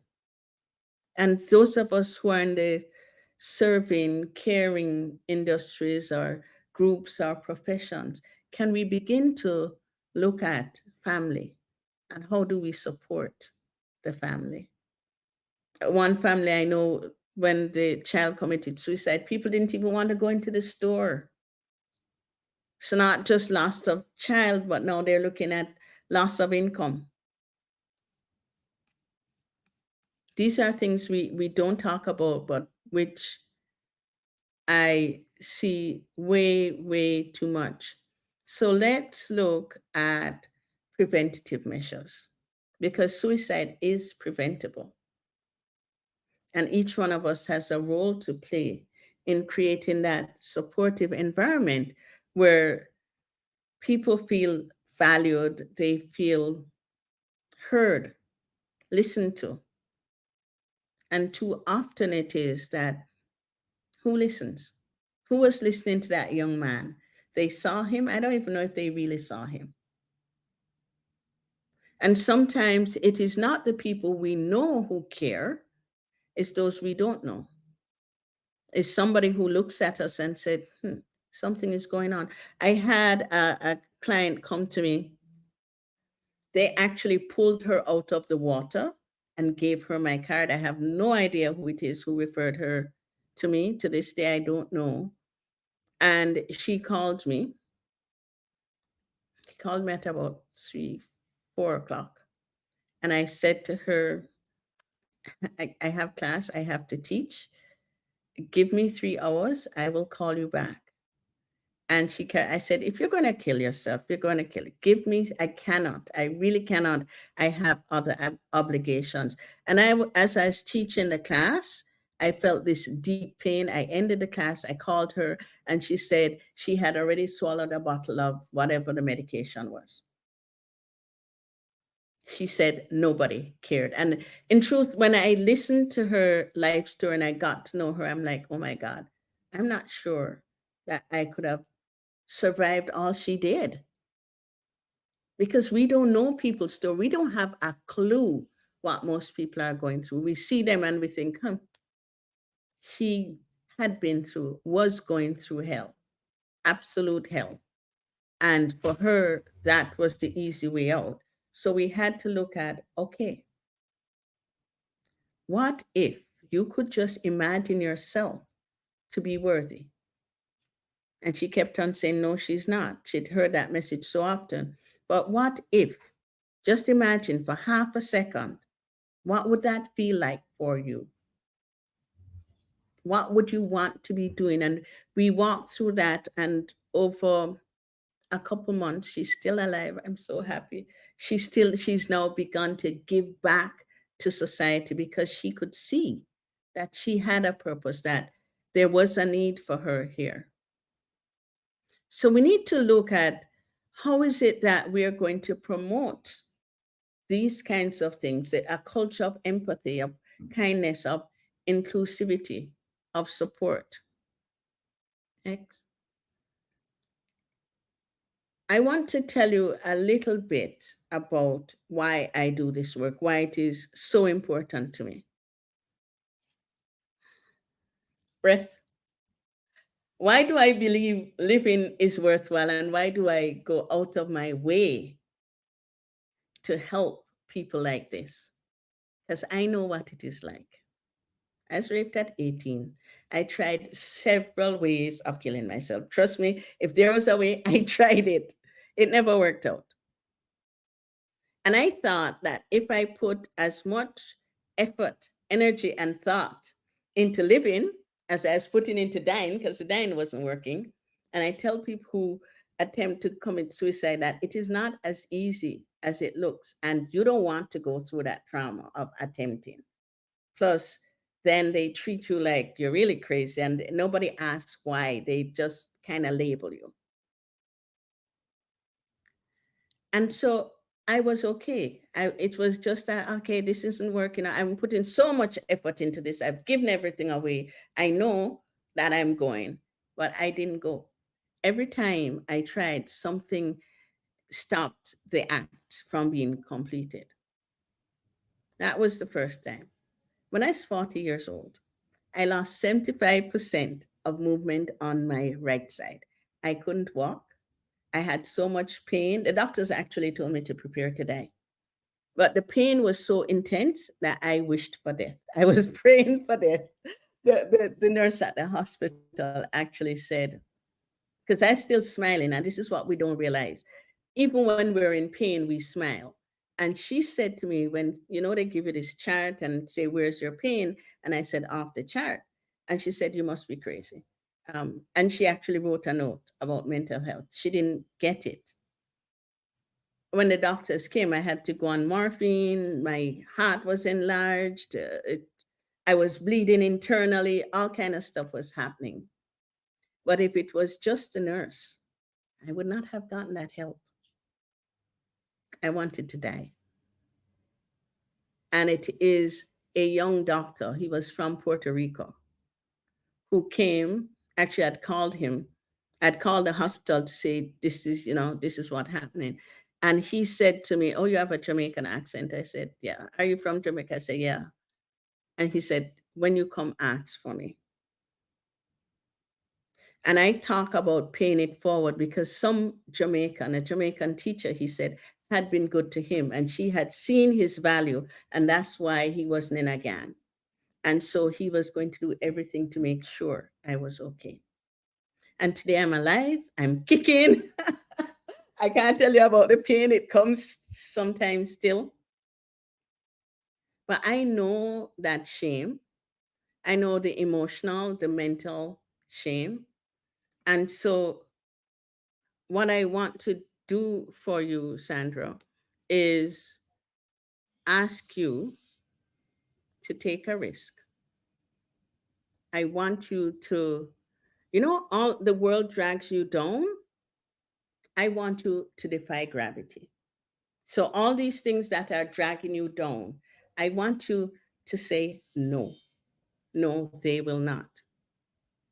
Something has changed within me. Something is not the same. I'm through playing by the rules of someone else's game. Too late for second guessing. Too late to go back to sleep. I won't do that again. It's time to trust my instincts, close my eyes, and leave. It's time to try defying gravity. I think I'll try defying gravity. Kiss me goodbye. I'm defying gravity, and you won't bring me down. 'Cause I'm through accepting limits, 'cause someone says they're so. Who are you to tell me who I am? Some things I cannot change, but till I try, I'll never know. Too long I've been afraid of losing love. I guess I've lost. Well, if that is love, it comes at much too high a cost, and you know what I'm talking about. So I'd sooner buy defying gravity. Kiss me goodbye, because I am soaring and defying gravity. I think I'll try defying gravity, and you won't bring me down. Don't let them bring you down. Because I know it's a challenge, but you can make it, Sandra. You can make it. I believe in you, and there's always somebody who believes in you. And so I want to give you a gift, and Sandra will have to tell you where that gift is. So if you or anyone you know is in that space where they are ready to say goodbye, not goodbye to the pain, but goodbye to the world in a negative way, I would invite you to make an appointment. It's free. You get to talk to me for 30 minutes. You get me, all of me. And let us talk about how you defy all the things that are pulling you down.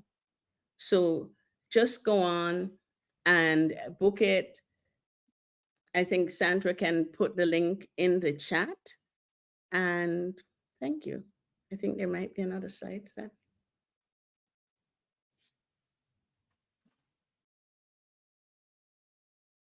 Thank you for taking the risk. Thank you for walking with persons. I'm going to thank you in advance for beginning to create that culture of care. I'm thanking you. I'm putting you on the spot because I am thanking you and asking you, please, to begin to look after our brothers, our sisters, our youngsters. There's a lot happening and there's a lot of struggle. Thank you so much.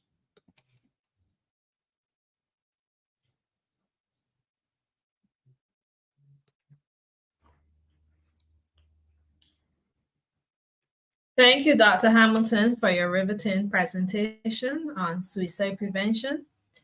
We know it's quite a challenge, but we can make it. And thank you again. Here's a token of appreciation to you. If there are any questions, kindly place them in the chat.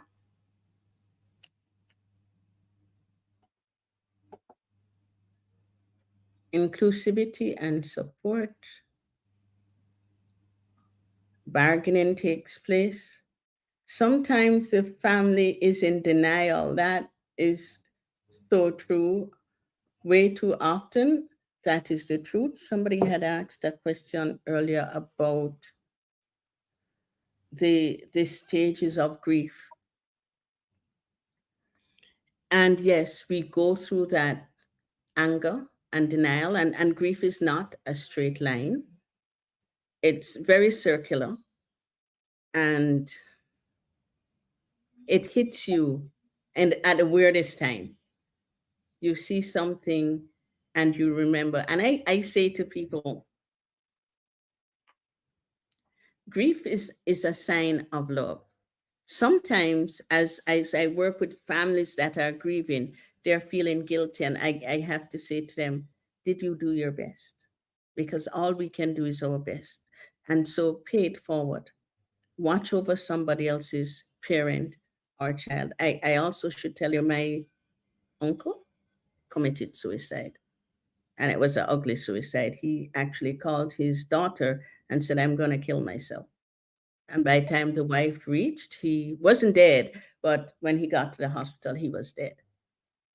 And I also have a cousin in the States who committed suicide, and nobody could understand why. So the issue, the listening, the being open, the embarrassment, for example, with my uncle of financial loss, he couldn't deal with it. He was the big man in the area. He couldn't deal with it. How do we do that? And his daughter reaches out to me every now and then, and she's in tears because her husband's family still make her feel ashamed. And we're talking about, my father died 5 years ago, so we're talking 6 years. 6 years. It's the grief is long and it's hard. It's hard, but what we do is support you through the grief, accept that we're grieving. The traditions surrounding death are powerful, and it is how we hold people. I tell people I don't do the before, the just after death. I'm not there because everybody's there. But after that body goes in the ground, nobody remembers you. You're like a pariah. And that's when the loneliness begins to hit. That's when you say, if he died, why should I Why should I be around? What's the point? I don't know. I'm looking. Renee says she loves your song and for singing from the heart. When did you first sing it? When did I first what? Sing it. 2015.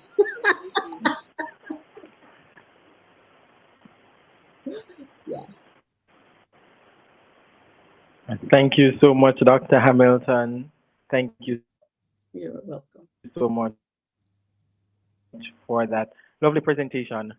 We indeed need to be aware of the consequences of suicide and what leads to suicide.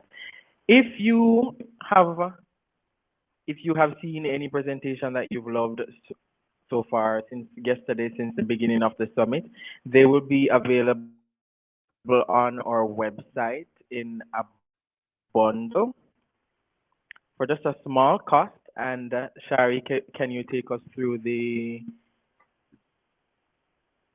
cost profile, the price profile, please? Yeah.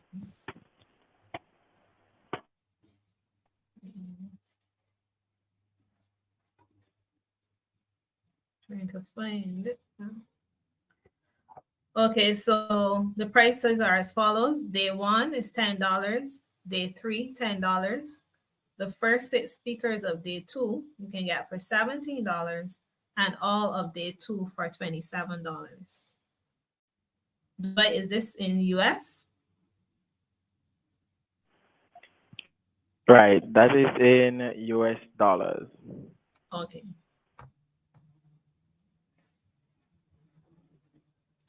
So thank you again, Dr. Hamilton. And our next speaker for the morning is Christabel Brown. Christabel Brown is a creative with several international corporate brands under her belt. A model, musician, and educator, Christabel's talents and passions span the realms of beauty, social influence, community service, and the arts. A recent participant in the Jamaica Miss Universe pageant, she has captivated audiences with her grace, poise, and commitment to making positive impact. Today, Christabel will be speaking on the topic, Beyond the Filter, Understanding Social Media Influence. Welcome, Christabel.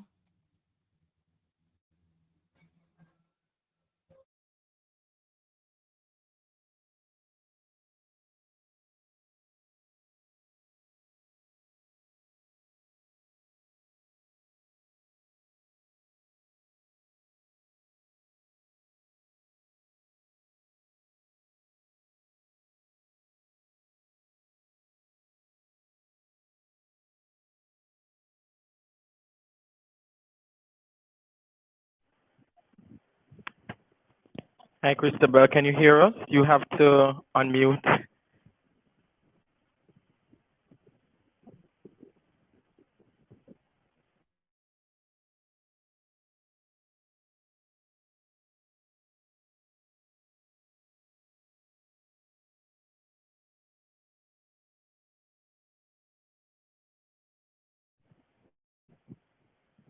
I believe you're joining from a Mac, Christabel. I believe you have to give your computer permission to use your microphone. While Chrissy is working that through, Sandra, can you just bring up the camp?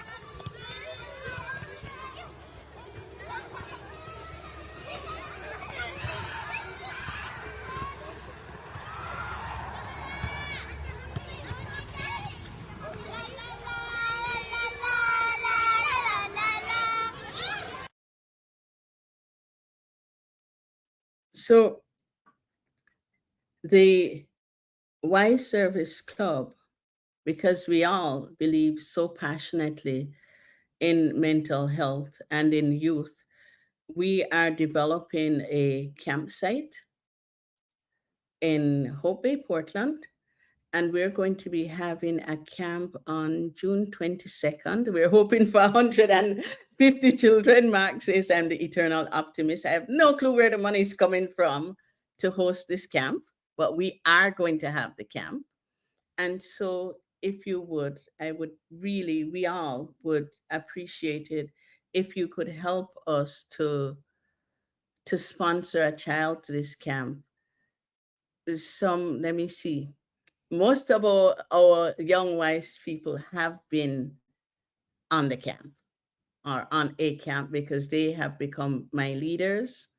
So Chrissy camps with me all the time, Dwight, Sandra, and they can speak to their experiences. I don't know if JT is on, but they have gone through the camp. And as we take them through the camp, it's leadership training, it's therapy, it's teaching them how to be grounded and how to get to know themselves.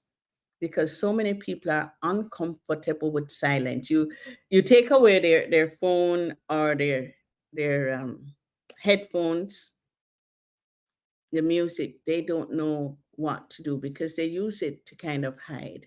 And so, I don't know if Dwight can tell me how many camps we've held over the years, but we've held a number. The last one was in January, and we had about 20 people on that. So we camp in tents, as you see there. we are tent campers. We really touch the earth and we eat off the land. No devices are allowed, which is interesting because then I don't get to capture some of the things, but they learn. The first day is usually uncomfortable because they don't know what to do. But once they get into it and stop being so resentful and learn to talk, because this is the other thing that has happened, is I find our young people do not know how to talk to each other. They're coarse and vulgar. Not their fault, but the influence, as Chrissy is going to speak about, all of these things that they see that teach them different values, a different way to behave. I think as responsible adults who have been blessed, part of our gift back to the world is to say to someone else, you're beautiful. Let me help. Let me show you your beauty. And so we're asking you, please, to donate. If you own a company and you can give us $10,000, we'd really love it. 10,000 US, of course. we would really, really love it. And Dwight or Sandra can put the link in the chat. So it is open. Please feel free whenever you can just to donate. We are going to have that camp. Chrissy, are you ready yet?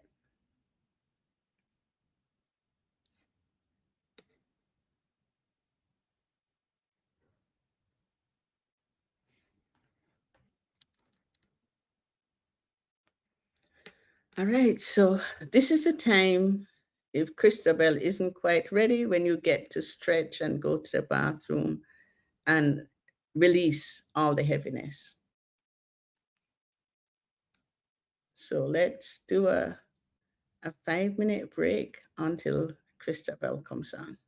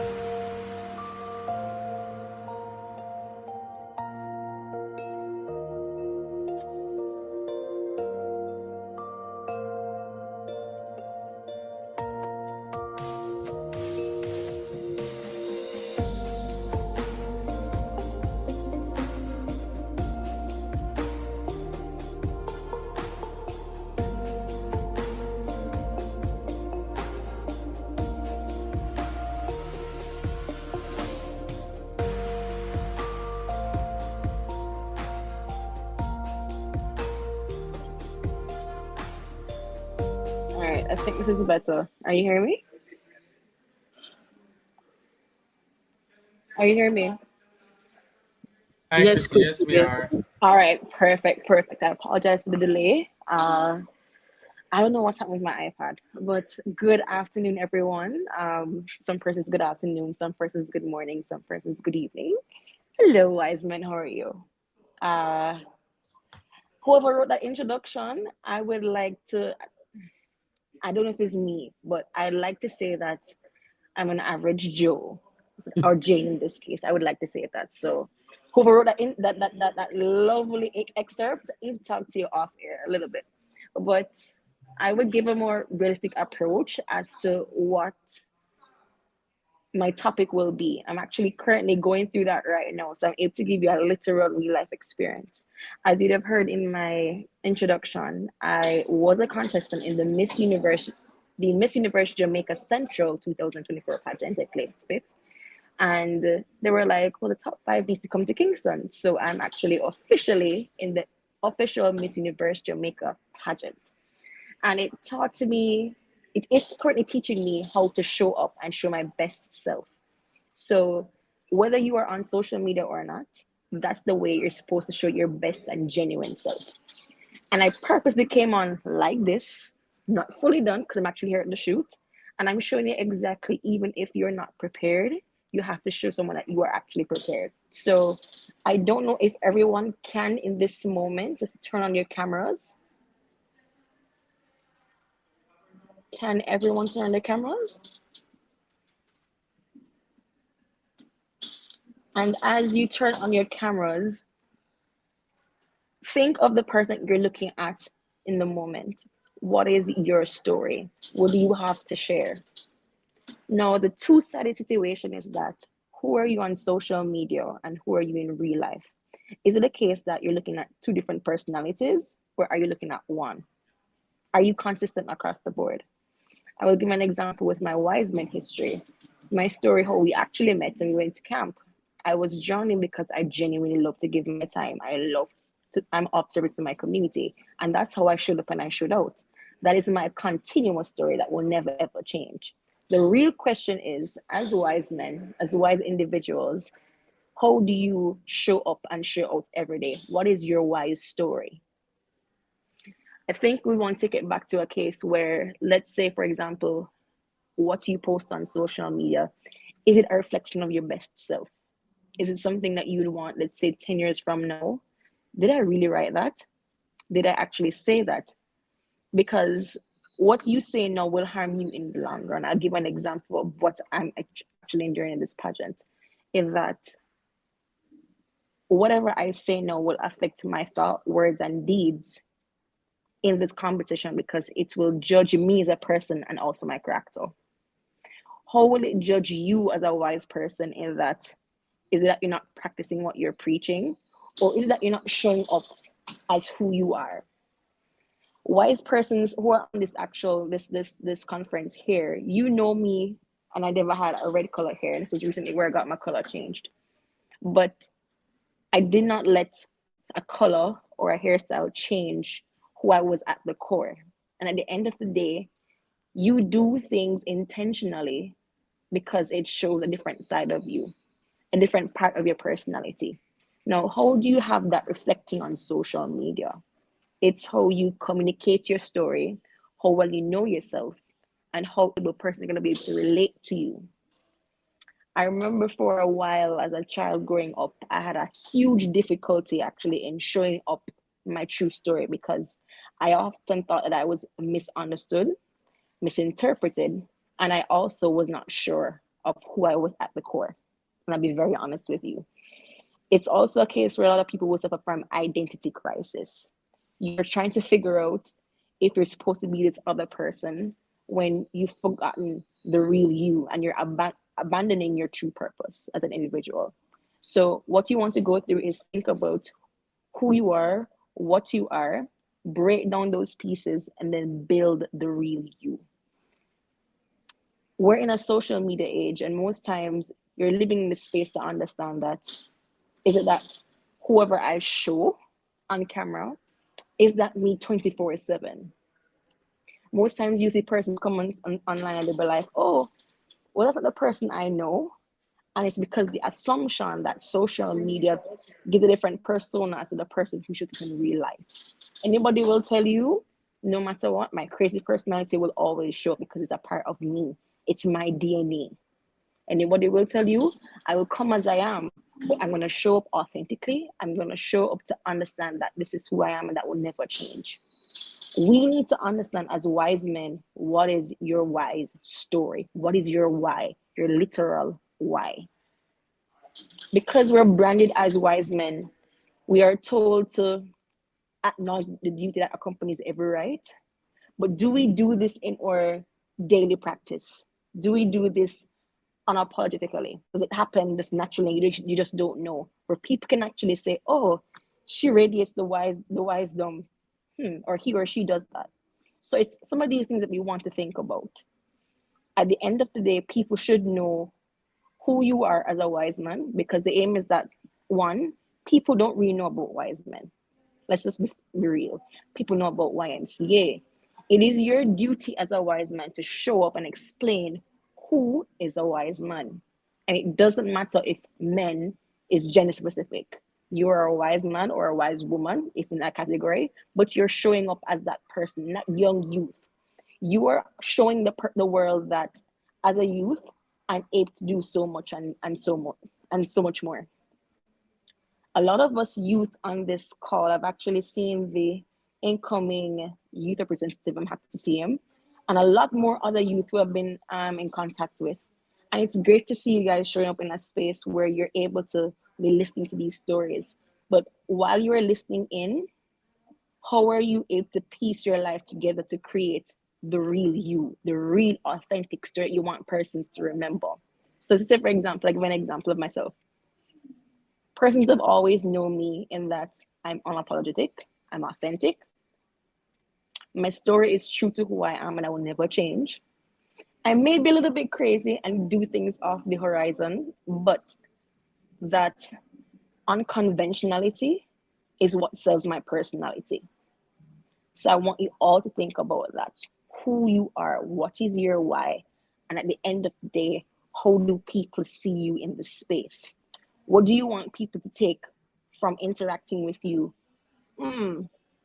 That person's aura is probably good, it's probably great, or I didn't like it. Just something about the person, it's just not for me. So it's how in the space, it's a case where you observe yourself and you're like, well, I like how I sound, I like what I see, but also how others think of you within the space.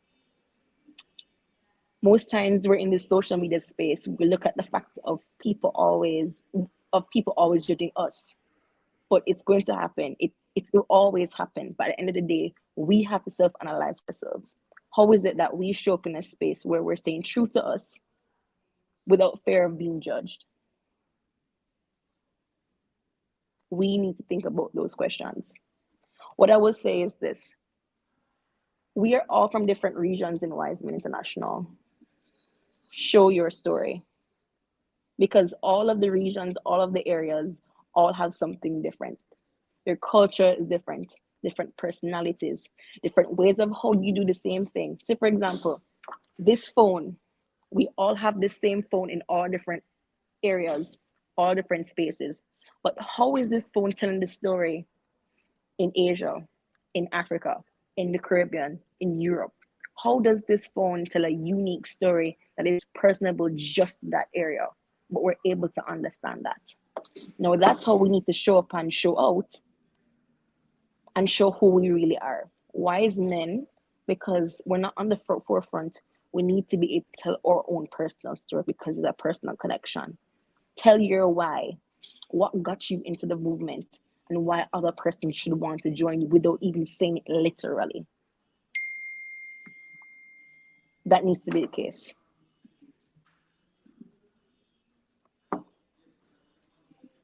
Even if you're not a wise man, it needs to be a case where you question your purpose and you understand, what am I telling persons that my story is? They should question you and reach to the point where, oh, well, this person is intuitive, this person is creative, they're assertive. But at the end of the day, before someone tells you about who you are, you need to first know yourself. And once you're clear on that, you're able to communicate your own personal story, whether in person, in speech, or even online. So showing up in person and knowing yourself is even better than showing up online, because you have to know one before the other. It's basically duality, but in two different ways. I will leave you with this. Put yourself into a room with no one, just you and your thoughts. You're going to have a piece of paper. You're going to write down all the things that you think you are and the things that you're not. You're going to take this week and observe the kinks that you do. Let's say, for example, when you're uncertain, you probably fumble your fingers, or you nod a lot, or you over-exaggerate particular things. But take a closer, deep look into yourself and try to understand you, the person, outside and inside. Then from there, start to build your personal story. Who do you want people to remember you? How do you want to show for them to remember you by? And I think from that, you'll be able to understand who you are then before showing that to someone. I know we don't have all wise men here, but to other persons who are here, we humbly invite you to join us as wise men, because this is more than just service above self. This is about youth being youth, serving up in their community and showing their authentic selves. They show up and give regardless. At the end of the day, you are part of a global community, a global family that supports you for who you are, because we don't judge. What is your wise story? Keep that in the back of your mind. I will be leaving now, but put it in the chat. And I'd like to see your responses afterwards to know what is your story. What is your why? If you're a wise man, what is your literal why? And for the persons who are non-wise men, soon-to-be members, what is your WHY? Question that.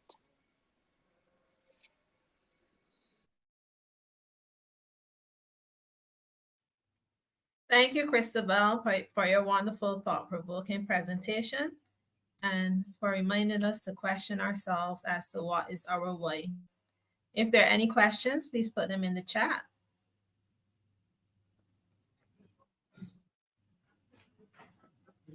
Just before you do that presentation, Chrissy did say, and yesterday people had asked how they could join us, Dwight or Sandra. There is a link where we'll collect your information. That sounds so bad, but we will call you or email you afterwards and tell you where the closest club is to you, and we'll make it happen. And if there's no club that is close to you, but you have a heart of gold, as most of us do, and are willing to give back, then we will help you to form a club. And 5 people, that's all we need. 5 people who are like-minded in spirit, in values, and want to contribute and leave a legacy. So Sandra has that up on the screen right now. So just fill out the information and we will get back to you next week.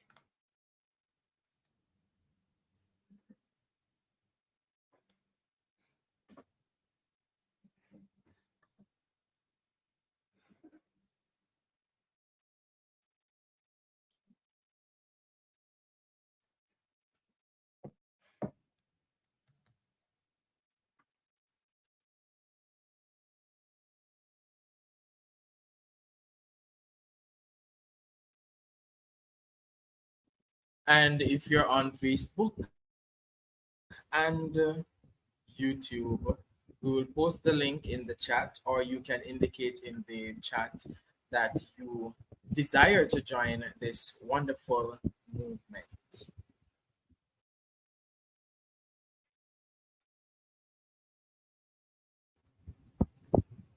over to you, Shari. Okay, so thank you again, Chris, for your presentation. I'm not seeing any questions in the chat, but here is a plaque which we're giving to you to show our appreciation for your presentation today. Thank you once again. Sorry, Shari, can I ask a quick question that I get all the time? So, Christabel, we see a lot of the young people modeling what they see on social media. And now and then we'll see one of our influencers be not who they say they were.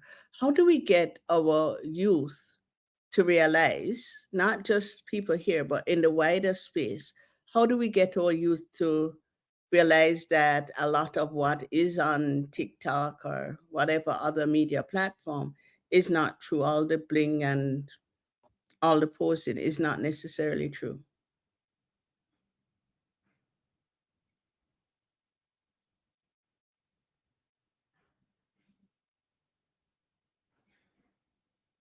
And Bouclair has a question. He says, who is an influencer?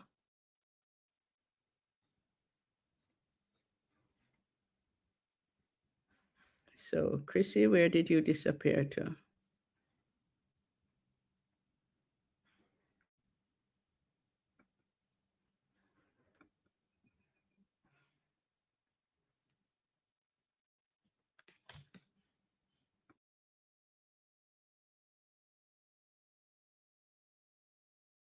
Let me unmute her.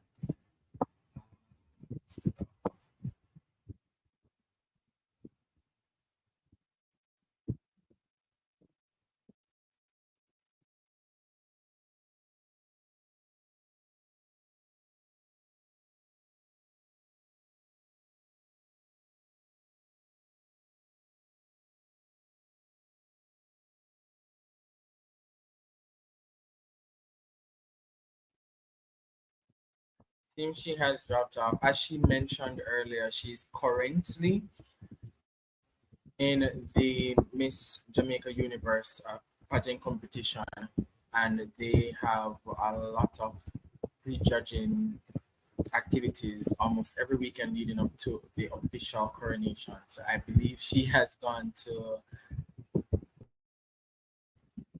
Well, Dwight, can you answer that question? Who is an influencer? You're young, so you get to answer the question.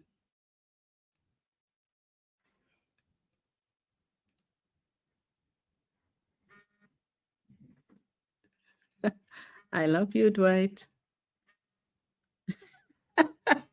Ladies and gentlemen, my son, who is online, has sent me 1, 2, 3, 4, 5, 6, 7. Oh my goodness. I do need to share with people that even though you see our young people here busy, they're also either like Chrissy, they're busy or at school. Okay. So be clear, I can't answer that question. Does anybody else know how we define, Sandra, you know how we define an influencer?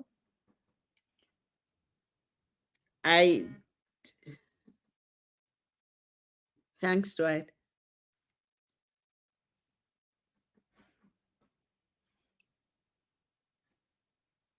So Brian says, I worry that influencers and the focus on individuals in social media is intensifying the culture of celebrity. How can I present myself that I get noticed? And I don't think this is healthy. I'm going to say, Brian, that, hang on. From a point of an educator, I agree, and I see a lot of it. I see a lot of behavior which is unusual, both in my culture, and I was in Marshall Islands for 3 years just before this, and we see a lot of behavior which is not a part of the culture. And I tease the girls. I said, every time you have a phone, you're doing a TikTok. Why? This is not your way. For example, in the Marshall Islands, traditionally their clothes are knee length at least. And I found as I go out, I would see somebody in very short shorts and they tell me, oh, this is what he's wearing. And I said, is this who you are at your core? Because if you don't know who you are going to have a challenge. You need to sit down and see, why are you doing this? Why are you doing? And I know even in the States, the US is thinking of banning TikTok because of the amount of influence it does have.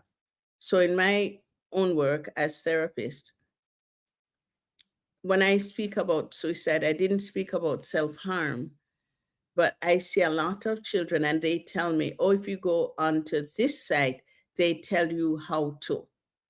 So I learned a lot about self-harm from what the children tell me is trending on these various social media. So it does have a major impact, and that notice the pressure to be noticed is there. And again, I go back to it, it creates a very competitive arena. And I've seen children do crazy things just to get noticed, as Brian says.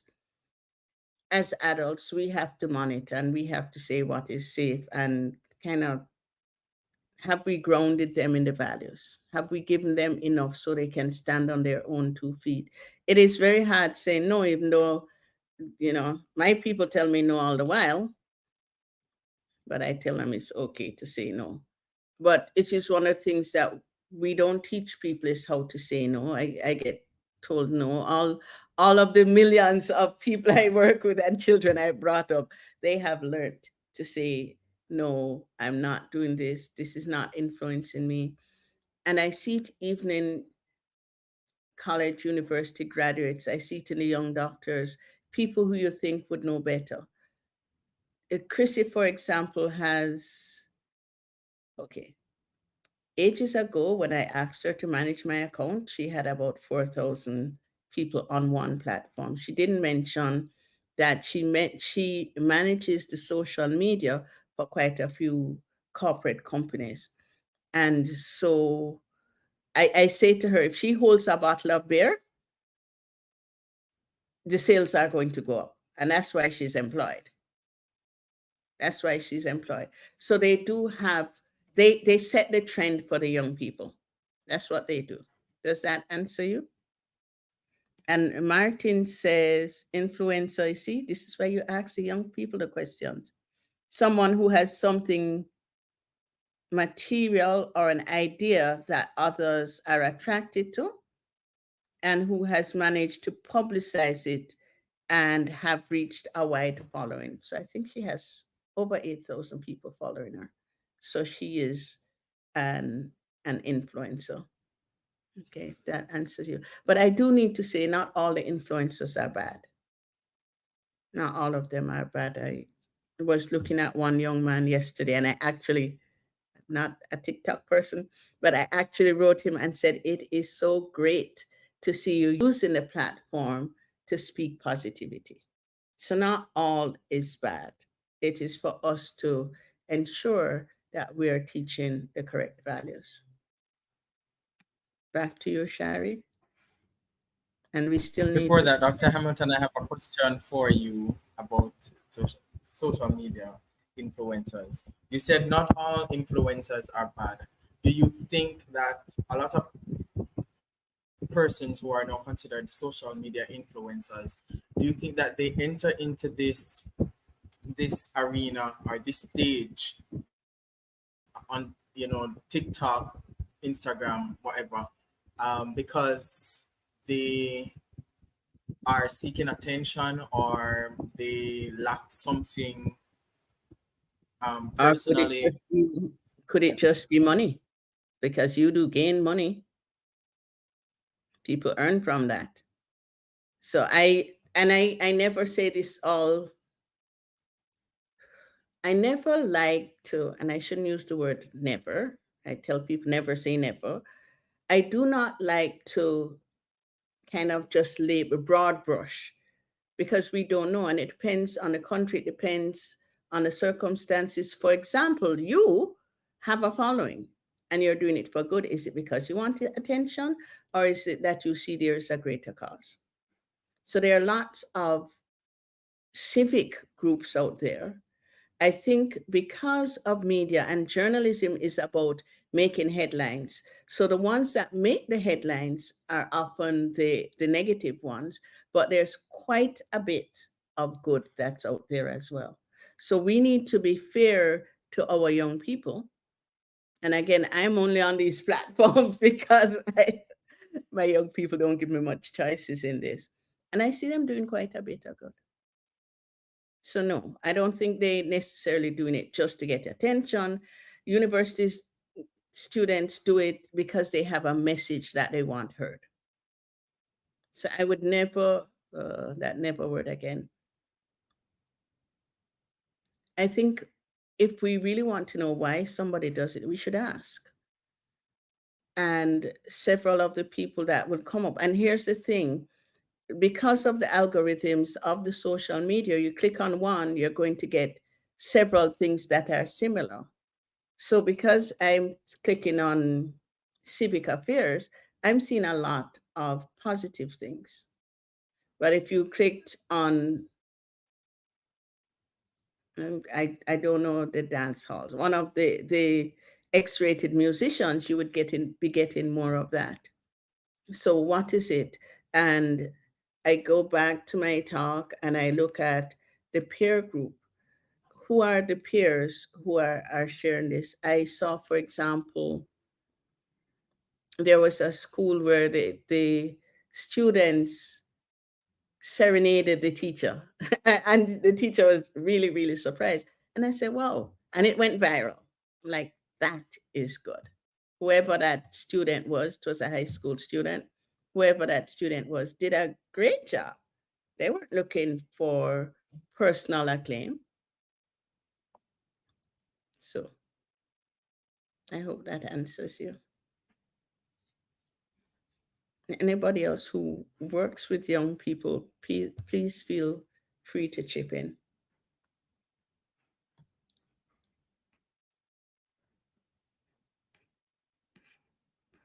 All right, Shari, if we want to present that plaque for Christabel. One of the things I'd like people to notice too is that, well, Dwight, you haven't seen Sandra and Christabel. They came through the Wiseman as teenagers. Chrissy joined me when she was like 11 years old. So she's actually a senior citizen in the movement. And as leaders, what we need to do is find our young people and help them to grow into who they can be. I'll say it publicly, I am amazingly proud. And Shari, how long have I known you, Shari? Shari started as a baby too, not quite teenager. But they've grown into amazing people. And this is what happens when we offer opportunities and believe in people. Shari, back to you. Okay, so once again, we would like to thank Christabel Brown for her presentation on social media influence. And we have a plaque which we would like to present to her.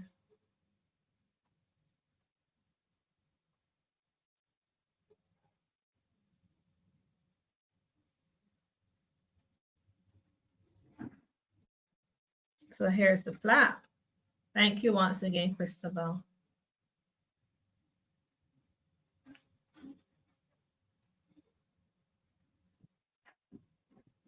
At this time, we'll be taking an hour break for lunch. So we'll see you back in 1 hour, which will be approximately